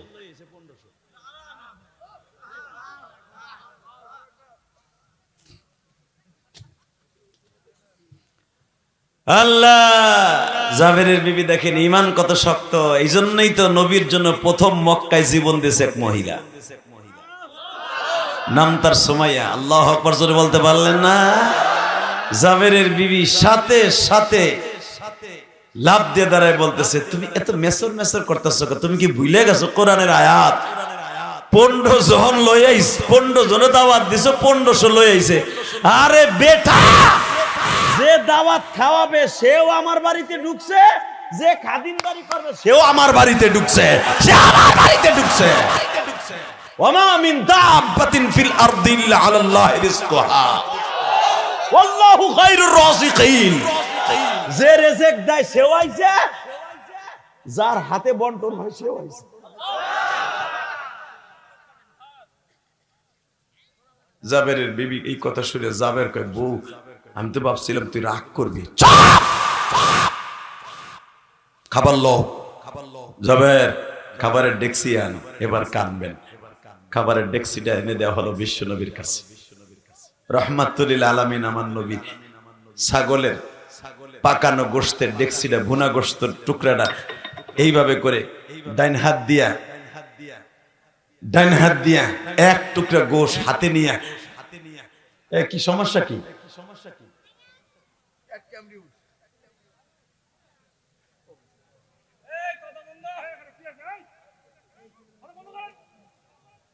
বাজান রে, এবার আমার দিকে তাকান, এদিকে তাকাও। আর মাত্র 10 মিনিট কথা কয়ে যাবো। এই যে বোলাবন গুলো ওয়াজের ভলান্টিয়ার না, এগুলা চায় না গোয়াজ হোক। প্রথমবার দিছে তো এইবারই শেষ, এইবারই শেষ। ওরা তো বুঝতেছে না, ওরা তো মনে করছে কি ইলিয়াস রহমান জিহাদির আনা খুব সহজ না, টাকা হইলেই বক্তা আসে না। বেটা কথা বলেন না কেন? টাকা দিয়ে আমাদের মতো বক্তা এখানে আনা এত সহজ না। যেই বেটারা আনছে ওই বেটারে জিগাও, কই রে হেকো, কই তুমি এদিকে আহ না কে, এদিকে আহ। এ আমারে আনতে আর গিরার আড়া হয়ে গেছে। ওরা তো মনে করছে টাকা দিছি আকিবুলের কাছে পাকা মনে হয় বক্তা হয়ে পড়ছে। এই বেটা তুই কয় টাকা দিয়ে আমার কিনবি রে বেটা? কথা বলে না কেন? হাফিজুর রহমান সিদ্দিকী চরমনে আল্লাহর কুতুব, বাংলাদেশের সুপারস্টার যারা তারেক মনোয়ার, আব্দুল্লাহ আলামিন সহ, তারপরে বাংলাদেশের যত সুপারস্টার বক্তা আছে, টাকা হইলেই বস্তা ভরা টাকা দিলেও তারা এখানে আসে না। অনেক ব্যাপার সাবারের মধ্যে খড়কুটা পুরাইয়া যারে দায়িত্ব দেওয়া হেরা আনে আমাকে। তোমরা ইচ্ছা করলে আমাদের এখানে আনতে পারবো না। কথা বলেন না কেন? চ্যালেঞ্জ করলাম, ইনশাল্লাহ পারলে আমাদের মতো একটা বক্তা ঢাকার থেকে তোমরা ফোন করে আইনে দেখো তো। এই সমস্ত লোকের দায়িত্ব দিয়া ছাড়া এত সহজ না রে। চান্দুরবো চান্দু। কথা বলেন না কেন? কারণ আপনারা জানেন আমাদের সর্বপ্রথম হলো নিরাপত্তার দরকার, এরপরে হলো আমাদের ফর্মালিটি আছে, অনেক শর্ত শরায়তের বিনিময়ে একটা প্রোগ্রাম দেই। এত সহজ না। কারণ আমরা এই দেয় বেটা এ কই যাও এ দিকাই ফুল পায়খানা করলে হলো কো হলো হলো কো পায়খানার নাম দিয়ে বিড়ি টানতে যাবে হলো। আল্লাহু আকবার জোরে বল। মনে করে আমরা বুঝি, এটা বুঝি না। তুই উঠবি না ওখানে মা কমিটি ফেলাইবো, নাহলে আমি ফেলাইতে উঠবি না, তুই উঠবি না। ওই খোল, জুতা খোল, দেই তোর তুই পায়খানা কেমনে আহে। ও 2 আঙ্গুল দেয়, তার মানে কি এইটাও করবো এইটাও মারবো। উঠতে দিব না, মারে হেনে মার মার হাবা খন। এমনি লোক হয়েছে, যে কটা লোক হয়েছে গতকালকে যেখানে মাহফুজুল হক সাহেব আর আমি একই মঞ্চে ছিলাম। আলহামদুলিল্লাহ বলেন। মামুনুল হক সাহেবের শাইখুল হাদিস, ইবনে শাইখুল হাদিস মাহফুজুল হক বিফাকের মহাসচিব, বাংলাদেশে প্রধান উপদেষ্টা যার 1 নম্বরে গুণে মাহফুজুল হক, মামুনুল হকের বড় ভাই, উনি আর আমি একই মঞ্চে ছিলাম। লোক আসলে প্রায় 40-50 হাজার। আলহামদুলিল্লাহ বলতে পারলেন না? ওইখান থেকে মাহফিল করে ডাইরেক্ট রাত্রে রওনা দিছি, এখানে সন্ধ্যায় আইছি। আমি আইছি এটা কইছি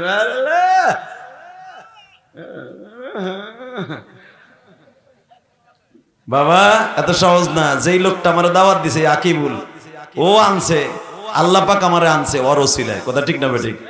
ও বুঝছে যে আমাদের মতো বক্তাই যে হাফিজুর রহমান সিদ্দিকী আসতেছে 13 তারিখ শুনলাম। ও তো আমার অনেক জুনিয়র বক্তৃতার জগতে আসতেছে, তার কত ফর্মালিটি আছে আকিবুল জানে। কমিটি তো টাকা দিয়া ইচিং কিন পাকা চি হইয়া থাকবে, কিন্তু এত সহজ। কথা বলেন না কেন? যদি আজকে আমি না আসতাম, এই সভাপতি আগে পিড়াই তো এইগুলো। কথা কন না কে যে ধোকাবাজি করস, দাওয়াত না দিয়া তোরা বক্তা।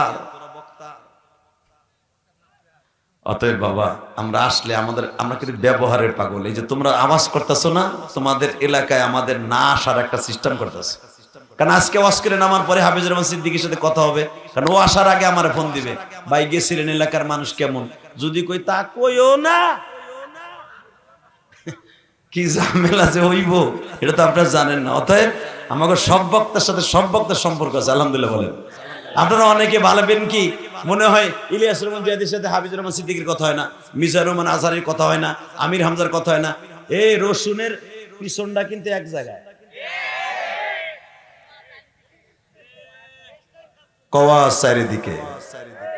কথা বলেন না কেন? সূর্যমুখী ফুল দেখছেন? ও কিন্তু এরকম ধামার মতো ছড়ায় পড়ে, কিন্তু আর ডাটা কিন্তু একটাই। ঠিক আমরা আলেম ওলামা বক্তা যারা আছি, আপনারা যে যা ভাবেন না কেন, ওই ফেসবুকের দ্বারা গুতাগুতি দেখেন, এক বক্তা আর এক বক্তারে মারতাছে, কাজ করতেছে, ইচিং না জানি কি হইতেছে। আসলে কিচ্ছু না, আমরা সব সমান। এক বক্তা বিপদে বললে আর এক বক্তা যদি দেখে বিপদে পড়ছে, এই যে আমার সিরাজগঞ্জে গাড়ি বানছে, জানেন আপনি সব বক্তায় ফোন দিছে এবং কইছে সব বয়কট সিরাজগঞ্জ। খবর জানো মেয়ে, বয়কট এই এলাকা। আলহামদুলিল্লাহ বলতে পারেন না কেন? কালকে এক বক্তা কিশোরগঞ্জে গাড়ি ভাঙছে, আপনারা দেখেন নাই, ফেসবুক হয়তো দেখছেন।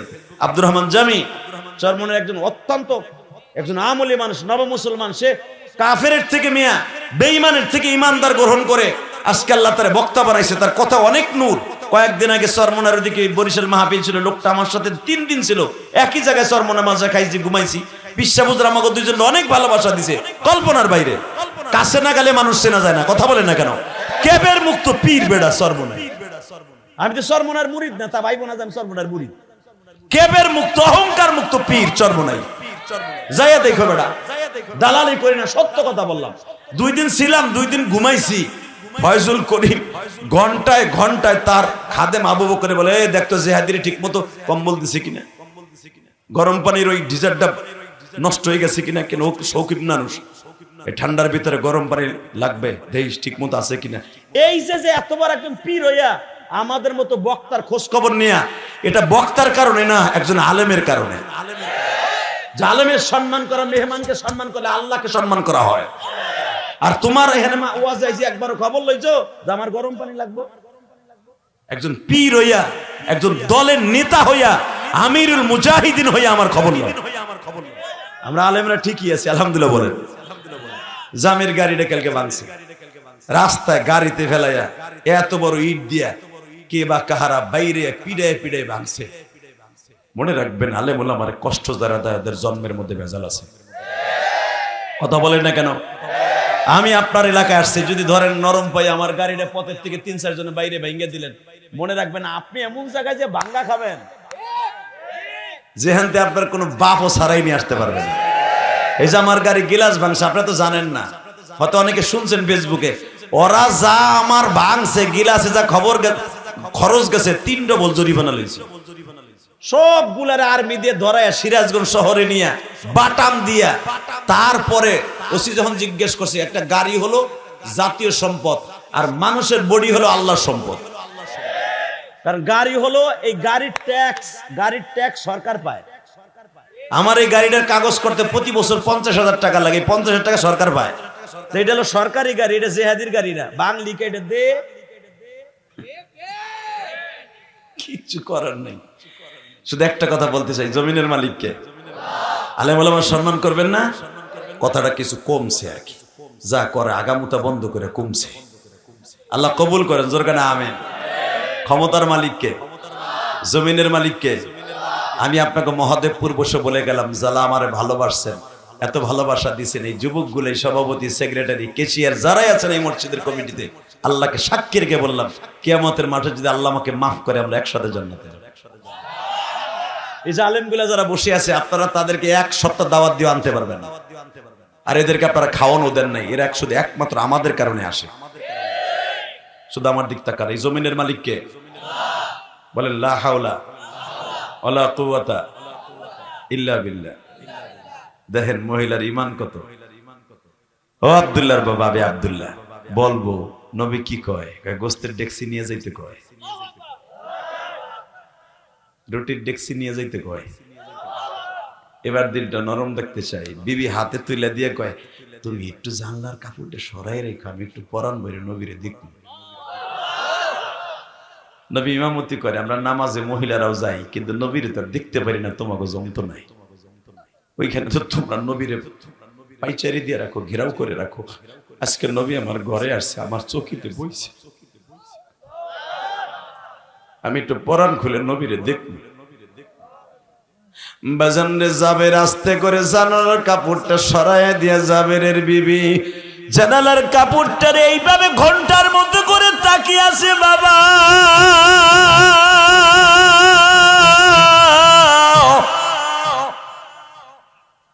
এই জন্য দেখবেন খন্দকের মাঠেই জাবেরের বাড়িটা, বাবা নবী জাবেরের বাড়িতে বসে এমন বরকতের দোয়া করছিলেন, জাবেরের গাবিতে 12 মাস কাল দুধ দিত আল্লাহ। জাবেরের বকরিতে 12 মাস কাল দুধ দিত আল্লাহ। জাবেরের খেজুর গাছে পুরা বছর খেজুর আসতো। বাবা, মদিনায় 2 জন সাহাবীর বাগানে সারা বছর খেজুর আসতো। এই বাগানের খেজুর সবচেয়ে দামি ছিল বাজান। চোখের পানি ফেলায় এখন কাঁদবা বাবা। এ কলিজার টুকরা আমার নওগাঁ জেলার বাইরা রে, আনাস ইবনে মালিক যে আমার নবীর খেদমত করেছিলেন বাবা, এই আনাস ইবনে মালিকের মায়ের বাসায় আনাস একদিন নবীর কাছ থেকে যখন বাসায় আসছে, না খাইয়া ঘুমায়া গেছে। পরের দিন আবার আসছে, না খাইয়া ঘুমায়া গেছে। বুখারীর লম্বা চওড়া হাদিসটা দেখবেন গো বাবা। এইভাবে 7 দিন আনাস না খাইয়া ঘুমায়।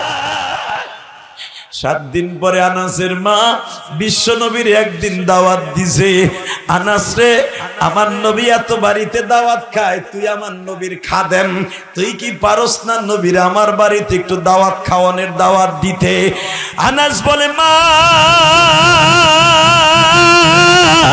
আমার নবী এমন একজন রহমাতের নবী, মা কোন ইহুদি মহিলাও দাওয়াত দিলে নবী তার বাড়ি দাওয়াতে যায় গো মা। আনাসের মা বলে, তুই একটু নবীর আজকে আইনে দে,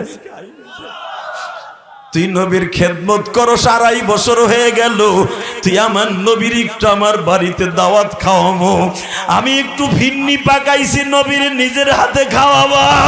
আমার নবী উটের দুধের ফিরনিটা অনেক পছন্দ করে।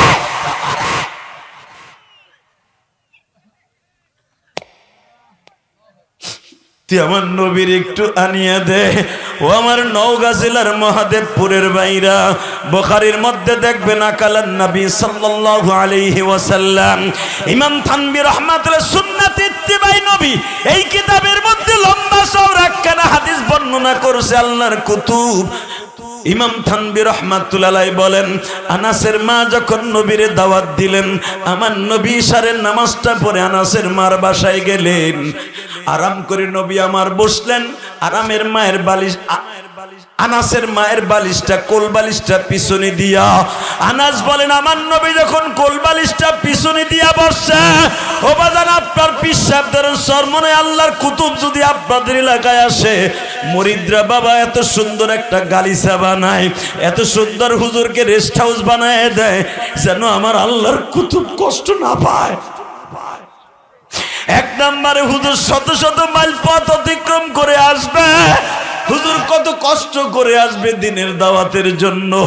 একটা মুরিদ যদি দুনিয়ার সাধারণ একজন পীরকে এত ভালোবাসতে পারে বাবা, এই যে আমি যেই যুবকদের ওয়াজের ইনভাইটে আসছি বাবা, এরা গরিবানা হালাতে যতটুকু চেষ্টা করছে, ভালো একটা বিছনা চাদর আমার জন্য আনছে, নতুন একটা গামছা কিনছে বাবা, দামি দামি খাবার পাকাইছে, যেই খাবারগুলো আমার জন্য পাকাইছে বাবা, এরা বছরের ভিতরে এতগুলা খাবার কোনো ফ্যামিলিতে পাকায় না। এটা কেন করছে জানেন? মেহমানের কদর। বিশ্বনবী বলে, যারা মেহমানকে খাওয়াবার জন্য দামি দামি দামি খাবার অ্যারেঞ্জমেন্ট করে, আমি বিশ্বনবী তাদের জান্নাতের জামিনদার হয়ে গেলাম। মেহমান আসে, মেহমান নিয়ে যায়, রহমত দিয়ে যায়, বরকত দিয়ে যায়, বাড়িওয়ালার গুনাহগুলো লয়ে যায়, বিশ্বনবী বলেন। তো আনাসের মা বলে, নবীর কাইনা দে, নবী আমার বসছে, কোলবালিশটা পিছনে দিয়ে নবী বসছে, এখন কানবেন। আনাস দেখে পূর্ণিমার চাঁদ তার ঘরের মধ্যে ঝলমল করতেছে, জোরে জোরে জোরে জোরে। নবীর পাশে জিবরাইল বসা। মনে রাখবেন, কয়েকজন সাহাবীর ঘরের মধ্যে কোরআন নাযিল হয়েছে, তার ভিতরে আনাস ইবনে মালিকের মার ঘরে।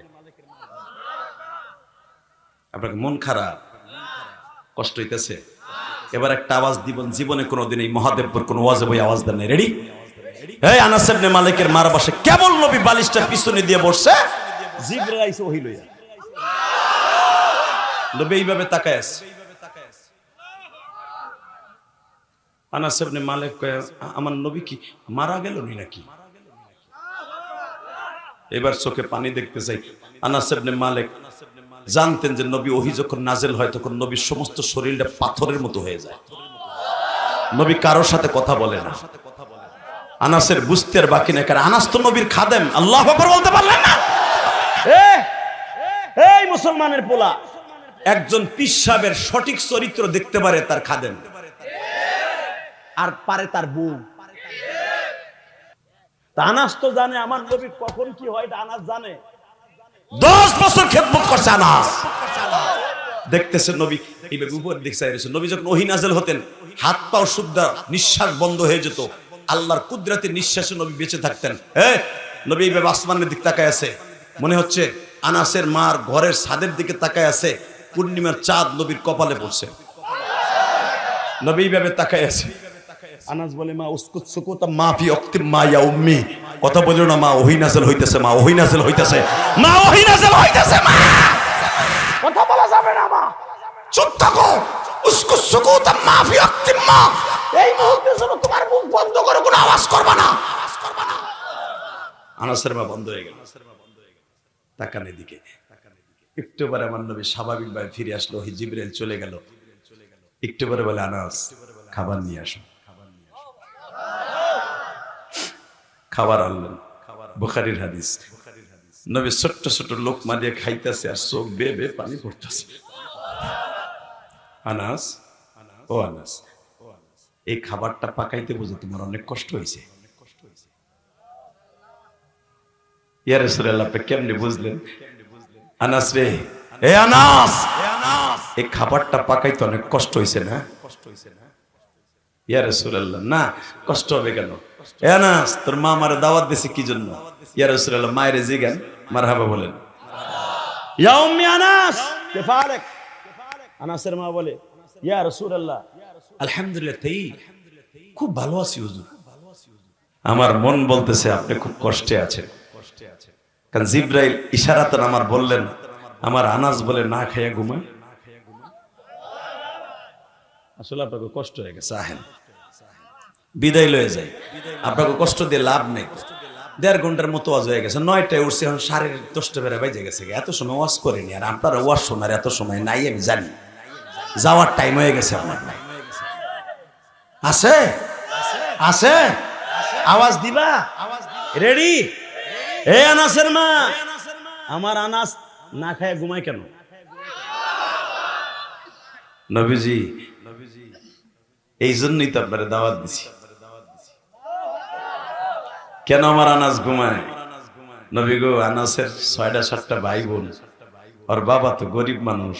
নবী, আমার আনাস যদি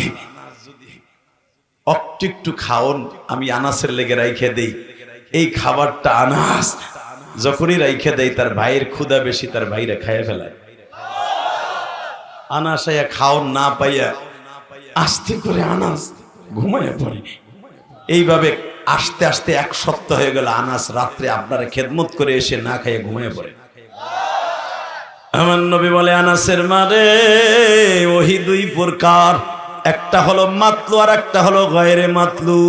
মাতলু যেটা সেটা হলো ডাইরেক্ট কোরআন শরীফের আয়াত, গায়রে মাতলু যেটা জিবরাইল আসে ঠিকই কিন্তু কোরআনের আয়াত না। যদিও আমার আনাসের শানে কোরআনের আয়াত নাযিল হয় নাই, আমার কাছে আমি শুনতে পাইলাম আমার আনাস না খেয়ে ঘুমায়। আনাসের মা, আপনি আনাসের জন্য কি চান? আপনি চান, আপনি তো জানেন না সন্তানের জন্য মায়ের দোয়া কত দ্রুত কবুল হয়ে যায়। আনাসের মা বলে, নবী গো,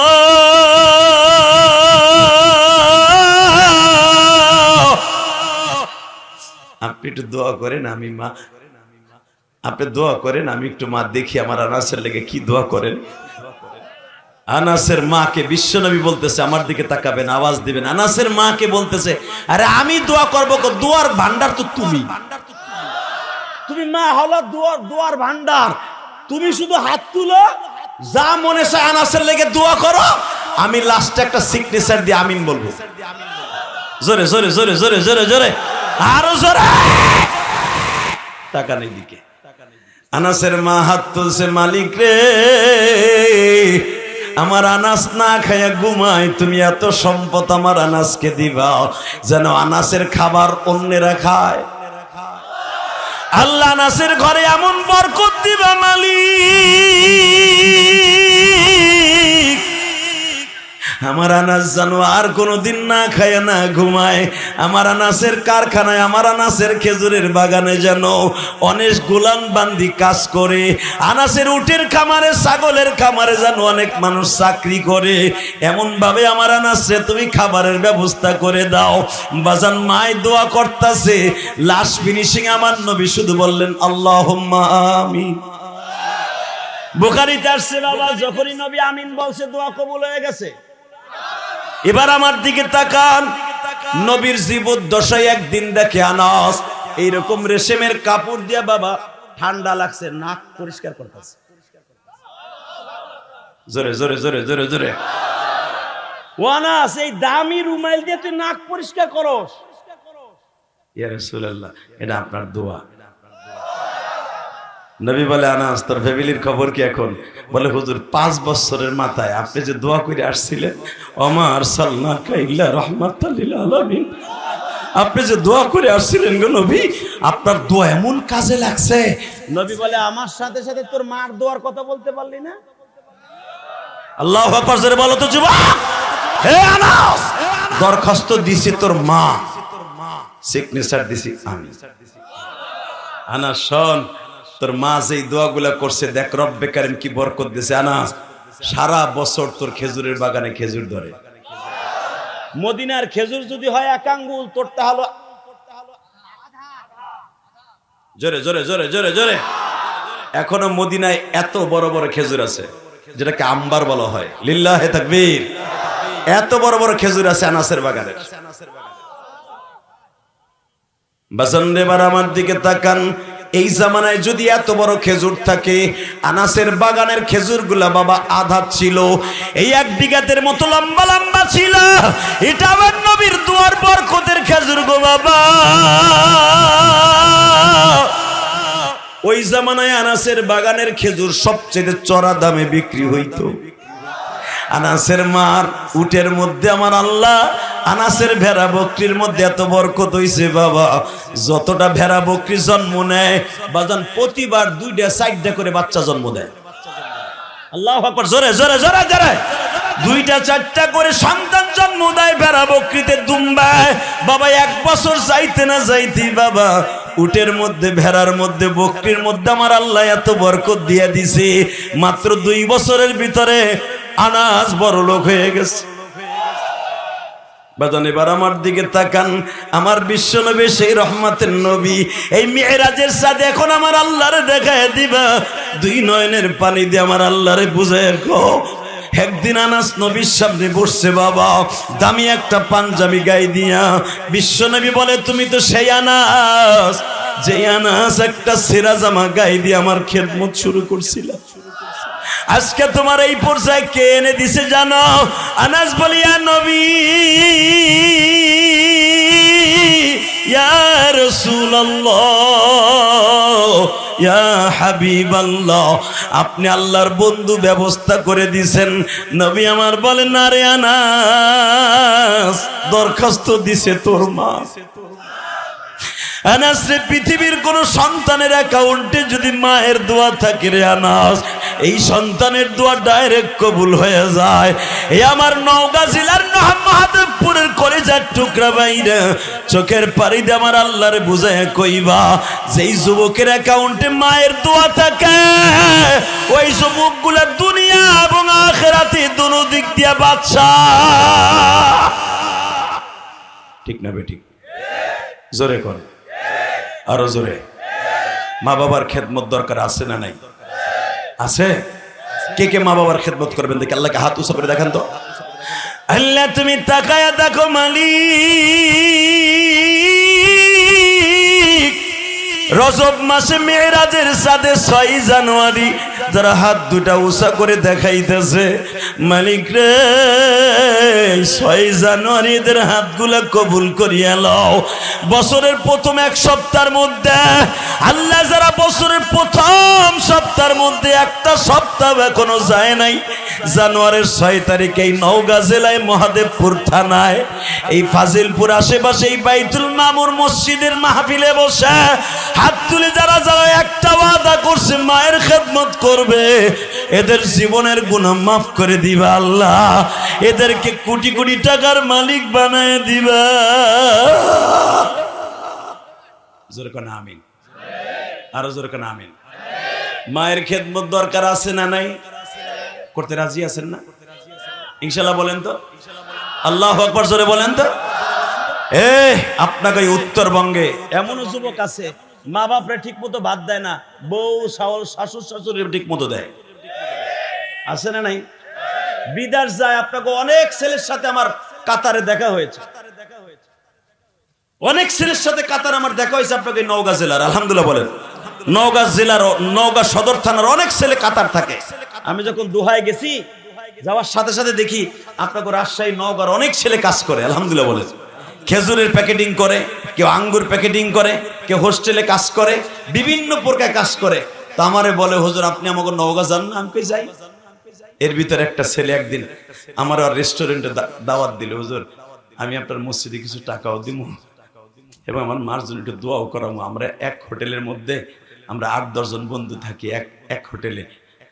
হুজুর যদি আপনি আসতেন, আপনার অনেক ভক্ত আমরা। আমি বললাম চলো যাই। ইশারের নামাজটা পড়ে যখন গেছি, বিশ্বাস করেন ছেলেটা আমার হাতটা চেপে ধরে বলে, হুজুর আমার বাড়ি নওগাঁ সদর। হুজুর একটা কথা বলি, আমি আপনার মতো ছোটকালে মা হারাইছি।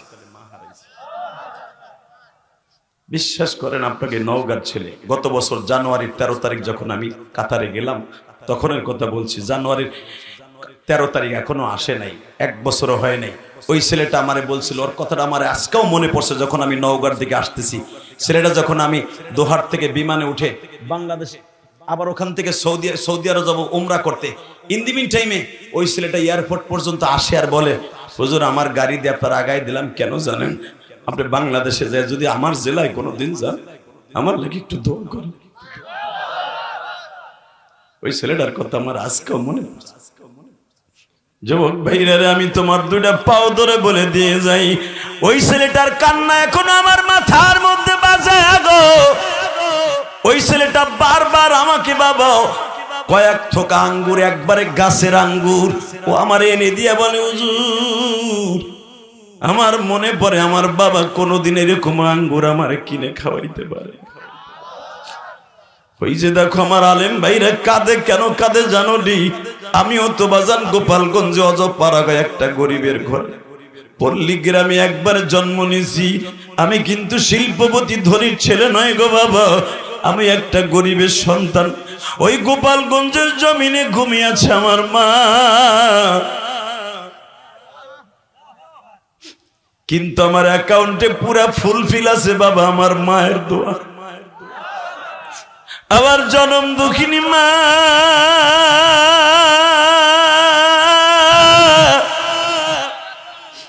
আমার একদিন বলেছিল, ইলিয়াস রে একদিন টাকার মালিক হইবা, কিন্তু আমি মা বেঁচে থাকবো। বাজান আমার আগের বক্তা ইমরান মুজাহিদি বলে গেছে যে আমি গুনাহগার, 4 কোটি টাকা খরচ করে কেরানীগঞ্জ বাবু বাজারের গোড়ে একটা মসজিদ বানাইছি। বলছে শোনেন নাই? যাররা পরিমাণ মিথ্যা নয়, আল্লাহ সাক্ষী রেখে বলছি, এই মসজিদটা বানাবার পিছনে একটা মাত্র কারণ কি জানেন? 12 বছর বয়সে আমি মা হারাইছি। আমি মাদ্রাসায় পড়তে চাই নাই বাজান। এই যে সভাপতি আছে, প্রধান অতিথি আছে, আপনার কাছে বলে দিয়ে যাই, আমি মাদ্রাসায় পড়তে চাই নাই। আমার মা আমারে বলে, ইলিয়াস রে তুই যদি মাদ্রাসায় পড়ে আলেম হস, আমি মা তোরে দুধের দাবি ছেড়ে দিব। 2 নম্বরে তুই যদি আলেম হস, আল্লাহ তোরে অনেক টাকার মালিক বানাবে। তুই তো কইতেছিস মাদ্রাসায় পড়লে মাদ্রাসার ভিক্ষা করতে হয়, কালেকশন করতে হয়। তুই জানোস না বাবা, মাদ্রাসায় শুধু ছেলেরা আলেমরা ভিক্ষা করে খায় না, এরা দুনিয়ার শ্রেষ্ঠ শুধু দামি দামি জিনিসও খায়। এই যে আমার আলেম ভাইরা জিজ্ঞেস করে, এমন দামি দামি জামা গায়ে দেয় যেটা সে কোনোদিন অন্য ডিপার্টমেন্টে পড়লে এই জামা গায়ে দিতে পারতো না। এটা তার ক্রেডিট, এটা আলেম হওয়ার একমাত্র ক্রেডিট। ঠিক না বে ঠিক? জোরে কর। কষ্ট হইতেছে বাবা তাকানের দিকে। আমার মা আমাকে বলতেন, বাবা তুমি আলেমের নাতি, গোপালগঞ্জের ভিতর আল্লামা শামসুল হক ফরিদপুরীর নাতি তুমি। আল্লামা শামসুল হক ফরিদপুরীর হাতে গড়া ছাত্র তোমার নানা, তুমি একই রক্ত। খবরদার তুমি মাদ্রাসা ছাড়বা না।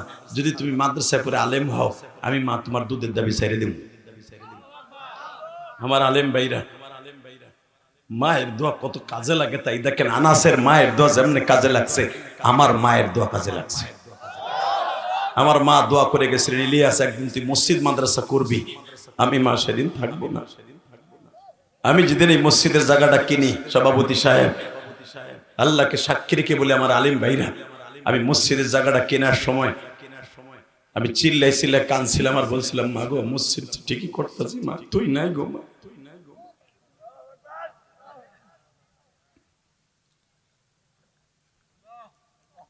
আমি আমার আব্বাকে নিয়ে যখন মসজিদ উদ্বোধন করলাম, আব্বারে মসজিদের ভিতরে নিয়ে বলছিলাম, আব্বা আজকে মা বাইসে থাকলে কত খুশি হইত। আমার আব্বা বলে, তোমার মা ঠিকই খুশি হয়েছে, তুমি জানো না। আমি বললাম কেমনে? আমার বিশ্বাস তোমার মা কবরে হাসতাছে। জোরে জোরে জোরে জোরে জোরে জোরে। দুনিয়ার কোন স্বামী যদি শিউর দেয় তোমার মা কবরে হাসতাছে, ওই মহিলা বিবাহের পরে আর তার বাধা জাহান্নামে যাওয়া, জান্নাতে যাওয়ার জন্য আর কোনো বাধা থাকবে না, আর কোনো বাধা থাকবে না, কোনো বাধা থাকবে না।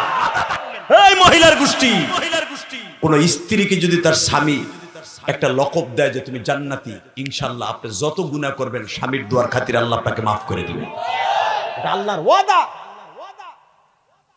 আমার মা, আমার আব্বা বলে ফেললেন, চট করে বলে ফেলেন আমার মসজিদ উদ্বোধনের দিন, আব্বা বলে ফেলেন তোমার মা এমনি কবরে হাসতাছে। বাজানরা আমি আপনাদের দুইটা পাও ধরে বলে দিয়ে যাই, ইলিয়াসুর রহমান জেহাদির জীবনে কোন জিনিসের অভাব নাই গো বাবা, শুধু একটা জিনিসের অভাব, ইলিয়াসুর রহমান জেহাদি আজকে বাসায় যে মা বলে ডাক দিতে পারে। এই মহাদেবপুর এই এলাকায় যাদের মা নাই বাবা নাই গো, আবার আল্লাহকে একটা দরখাস্ত দিয়ে বুঝায় দেন, মালিক তুমি আমার ভাইদের বাবা মাকে মাফ করে দিও, তাদের কবরগুলা জান্নাতের বাগান বানায় দিও আল্লাহ। মাফ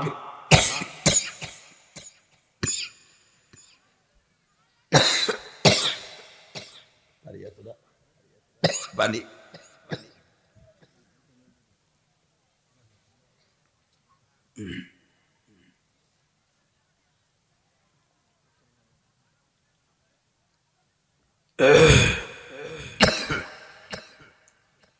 বলেন আলহামদুলিল্লাহ, নারায়ে তাকবীর, লিল্লাহি তাকবীর। বাবা একটা কথা বলে দিয়ে যাই, এই জমিনের মালিককে, মাফ করার মালিককে। আজকে যারা মা বাবার কথা শুনে কাঁদছেন, জান্নাত আপনার জন্য অবধারিত ইনশাআল্লাহ। বলেন তাহলে মায়ের দোয়া কাজে লাগে কি লাগে না? একসাথে বলেন লাগে কি লাগে না? শুধু একটা আওয়াজ দিয়ে বলেন তো, যদি আপনাদের এলাকায় কোনো ছেলে তার মায়ের সাথে দুর্ব্যবহার করে, এই সভাপতি প্রধান অতিথির কাছে রিকোয়েস্ট করে যাব, 1.5 ঘন্টার উপরে মেহনত করার পরে যদি তারা আমার সাথে ওয়াদা করে, হুজুর কোন ছেলে যদি শুনি তার মার সাথে দুর্ব্যবহার করছে, পরে জায়গায় বিচার করব। রাজি আছেন না নাই? কে কে রাজি আছেন দেখে আল্লাহকে হাত উঁচু করে দেখান তো, কে কে রাজি আছেন? নারায়ে তাকবীর। মা বাবার সাথে দুর্ব্যবহার চলবে না, চলবে না ইনশাআল্লাহ। হ্যাঁ যুবক, পৃথিবীতে মায়ের চাইতে দরদি কেউ নেই, ঠিক না বেঠিক? জোরে বলো, বাবার চাইতে দরদি কেউ নেই। আর মায়ের দোয়ার সামনে পৃথিবীর কোনো দোয়াও নাই। ইলিয়াস রহমান জিহাদির মা দোয়া করছে, ইলিয়াস রহমান জিহাদির মায়ের দোয়া কবুল হয়েছে। আমিও বলে গেলাম, এই যে তোমরা যারা আমার ভালোবাসো, আমার কথায় হাসো কান্দো, এটা আমার কোনো ক্রেডিট না, ডাইরেক্ট আমার মায়ের দোয়া, ডাইরেক্ট আমার বাবার দোয়া। আলহামদুলিল্লাহ বলতে পারলেন না? আমার বাবা 2011 সালে আমার সাথে হজের সফরে ছিলেন। আমি মাঝে মাঝে কথাটা বলি, আজকে বলে দিয়ে যাই মহাদেবপুরের যুবক, এই 11 সালে যখন আমার হজের ছিল, সভাপতি সাহেব কাবাগরের দরজার সামনে আমার আব্বারে খাড়া করাইলাম, খুব কষ্ট করে খাড়া করাইয়া এইভাবে বুকের মধ্যে চাইপা ধরে বললাম, আব্বা এখানে দেখেন 7 খান পাথর লাগানো আছে কাবাগরের কলের সাথে। আব্বা কয় হতো 1 2 3 4, আমার আব্বা গুনতাছে এইভাবে। আমি বললাম, আব্বা এই জায়গাটা কিন্তু ডাইরেক্ট দোয়া কবুল হয়, এই জায়গাটার নাম মুসাল্লাই নবী, এখানে আমার নবী দাঁড়াইদের ইমামতি করতেন। আমার আব্বা কয় তাহলে আমার একটু ছেড়ে দাও, মেহিনে দাঁড়াইদের একটু দোয়া করি। বল আব্বা এই জন্যই তো আপনার এখানে খাড়া করাইছি,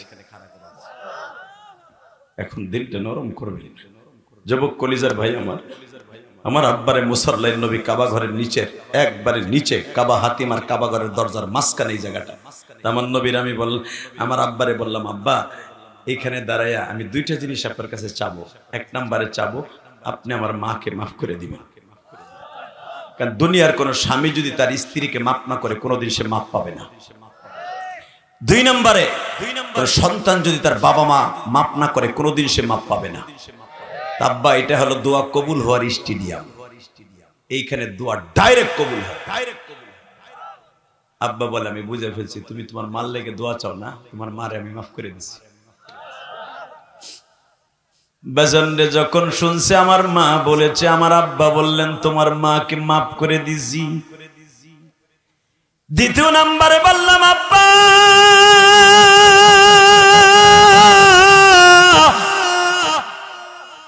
আমারে কি দিবেন? আমার আব্বা বলে আমি তোমার আর কি দিব, কি চাও তুমি?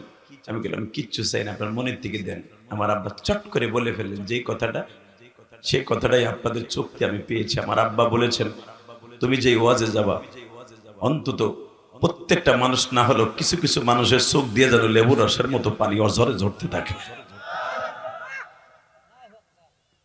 আমি আমার আব্বার দোয়া আমার অ্যাকাউন্টে ভরপুর। 6-7 ঘন্টা সফর করে 8 ঘন্টা সফর করে আপনাদের এখানে আসার পরে এত এনার্জি নিয়ে 2 ঘন্টা মেহনত করে কথা বলার ভিতরে যদি একটা কথা আপনার ভালো লাগে, আমি আল্লাহকে সাক্ষী রেখে বলে গেলাম আপনার বাবা মা কবরে অশান্তিতে থাকবে না, কলিজার ভাই আমার কোনোদিন অশান্তিতে থাকবে না।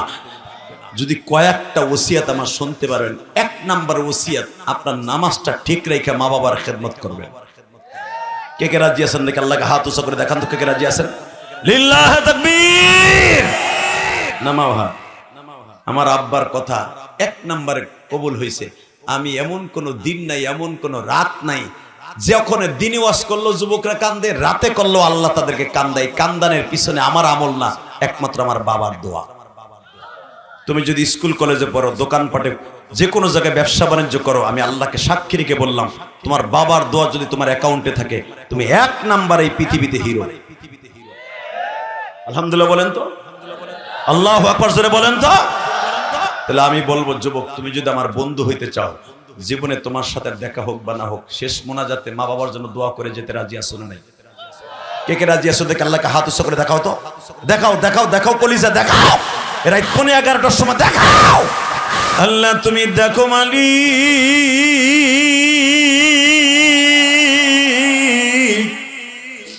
এই মাহফিলের মধ্যে যাদের বাবা মা আছে তাদের খেদমত করবে, যাদের নাই তাদের জন্য দোয়া করবে আল্লাহ। এবার বলেন, বাবা মায়ের কাছে মাঝে মাঝে দোয়া নেয়ার দরকার আছে না? ওয়াদা দিচ্ছেন কিন্তু মোনাজাত না করে কেউ যাবেন না ইনশাআল্লাহ। 30টা সেকেন্ড এমন কোন যুবক আছেন, হুজুর আপনার সাথে বন্ধুত্ব করব, যদি আমি মারা যাই আল্লাহ যদি আমাকে জান্নাত দেয় আমি তোমারে রাইখা যাব না, জানি না আমাকে মাফ করবে কিনা, অথবা তোমারে যদি এই উসিলায় মাফ করে তুমি আমারে নিয়ে যাবা। রাজি আছেন ইনশাআল্লাহ? বলেন তো আল্লাহু আকবার জোরে বলেন তো। নিবানা কলিজার ভাই, নিবানা নিবানা দাদা ভাই, নিবানা। আমিও তোমাকে নিয়ে যাব, তুমি আমাকে নিয়ে যাবা ইনশাআল্লাহ। বলেন হ্যাঁ। হোক আমার বাড়ি গোপালগঞ্জ, হোক আপনার বাড়ি নওগাঁ, কিন্তু কিয়ামতের মাঠে এক জায়গা।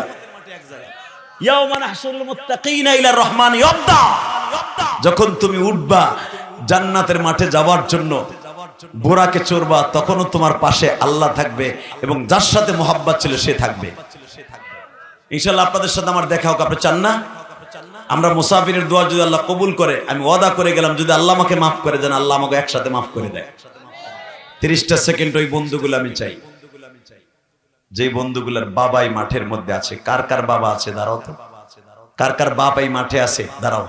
এই মাঠের মধ্যে বসে আছে তাদেরকে দাঁড়াইতে বলছে, দাঁড়াও। এই ভলান্টিয়াররা, এই যুবক, তোমাদের যাদের বাপ আছে এই মাঠের মধ্যে, আমি বললাম দাঁড়াও দাঁড়াও, কলিজা দাঁড়াও, কলিজার বন্ধু দাঁড়াও। ইলিয়াস রহমান জিহাদের মতো বন্ধু তুমি আর জীবনে পাবা কিনা জানি না, দাঁড়াও। কার কার বাবাই মাঠের মধ্যে বসে বসে ওয়াজ শুনতেছে, এই আপনার আব্বাই মাঠে আছে, এমন লোক আছে না? যাদের বাপ এই মাঠের মধ্যে বসে আছে তারা দাঁড়ায় থাকবেন, আর এছাড়া দাঁড়াবেন না। যাদের বাবাই মাঠের মধ্যে আছে তারা দাঁড়ান। এ বাপগুলো দাঁড়ান তো, বাবাগুলো দাঁড়ান। এই যুবক যাবি না? এ বেটা, তোরা দুজন কই যাস? তোরা দাঁড়াইতে কইছি, তোর বই যাইতে কইছি। দোয়া করবো, বসো কলিজা, বসো বসা। ওয়াদা দিছো মোনাজাত না করে যাবা। দাঁড়ান, যাদের বাবা আছে বাপ বেটা একসাথে দাঁড়ান তো। কার কার বাবা আছে দাঁড়ান তো। কার কার বাপ এই মাঠে আছে দাঁড়ান। বাপ বেটা একসাথে দাঁড়াইছেন, আলহামদুলিল্লাহ বলেন। আল্লাহু আকবার জোরে বলেন তো, আল্লাহু আকবার জোরে বলেন। আমি বলার সাথে আমি ইলিয়াস রহমান জিহাদি যেরকম হজে যে আমার আব্বারে বুকিনি মাফ চাইছি, আপনি একটা দৌড় দিয়ে যে আব্বারে বুকের মধ্যে চিল্লাবেন আর কানবেন। যদি আপনার পানি আজকে আল্লাহ দেখে, আমি আল্লাহকে সাক্ষী রেখে বললাম আপনার দোয়া আজকে কবুল হবে। জানতো কলিজার ভাই, যাও তো, যাও যাও বাপরে বুকের মধ্যে এখন মাপ চাইবা, যাও বাবারে ধরো, বুকের মধ্যে ধরো, ধরো। কার কার বাবাই মাঠে আছে, ধরো বাবারে বুকের মধ্যে নিয়ে একটা ডাক দিয়া বলো, আব্বা গো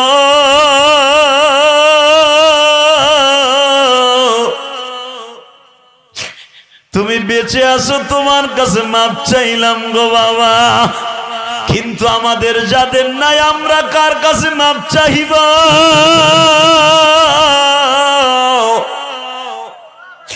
আল্লাহ যারা বাবার কাছে মাপ চাইছে তুমি তাদের মাফ করে দিও, যাদের বাবা মা নাই যারা বাবার জন্য কাঁদবে তাদেরকেও মাফ করে দিও, এদের জীবনটাকে তুমি সুন্দর করে দিও, এদের ছেলেমেয়েরাও যখন দুনিয়ায় আসবে তাদেরকেও কবুল করে নিও, তাদের একটা সন্তানকে আমার চাইতে বড় আলেম বানায় দিও, আহমদ শফি সাহেবের মতো বানায় দিও, ফয়জুল করিমের মতো বানায় দিও, শাইখে সরমুনার মতো বানায় দিও, মালিক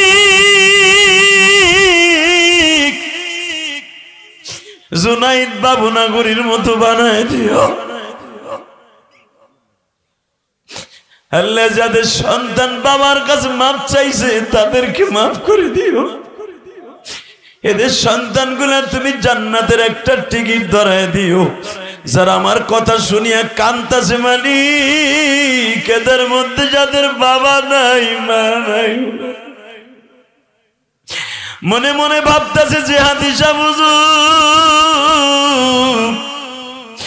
যাদের বাবা আছে তারা তো বাবার বুকে নিয়ে কাঁদলো, আমি তো আজ থেকে 5 বছর 7 বছর আগে আমার বাবা রয়েছে। আল্লাহ আমার আলেম ভাইদের বাবা মাকে মাফ করে দাও, আনাস ইবনে মালিকের মায়ের মতো দোয়া কবুল করে নাও, জোরে কোন আমিন, আরো জোরে। বাবা আমি যদি আমার মায়ের একটা ওসিয়ত পালন করতে যাই, কোটি কোটি টাকা খরচ করে মসজিদ মাদ্রাসা বানাইতে পারি, যে মসজিদ কর্তৃক আয়োজিত মাহফিল, এই মসজিদে শুনলাম মসজিদের কাজ ধরবে, 1.5 ঘন্টা মেহনত করার পরে আমি আপনাদের কাছে একটা আকুল আবেদন রাখবো, এখানে সভাপতি আছে, প্রধান অতিথি আছে, আমার কলিজার টুকরা যুবক ভাইরা আছে, তোমরা ওয়াদা দিছো কেউ যাবা না, আপনাদের চোখের পানি আজকে কবুল হবে ইনশাল্লাহ, বলেন। এখনো পর্যন্ত আমার ভাই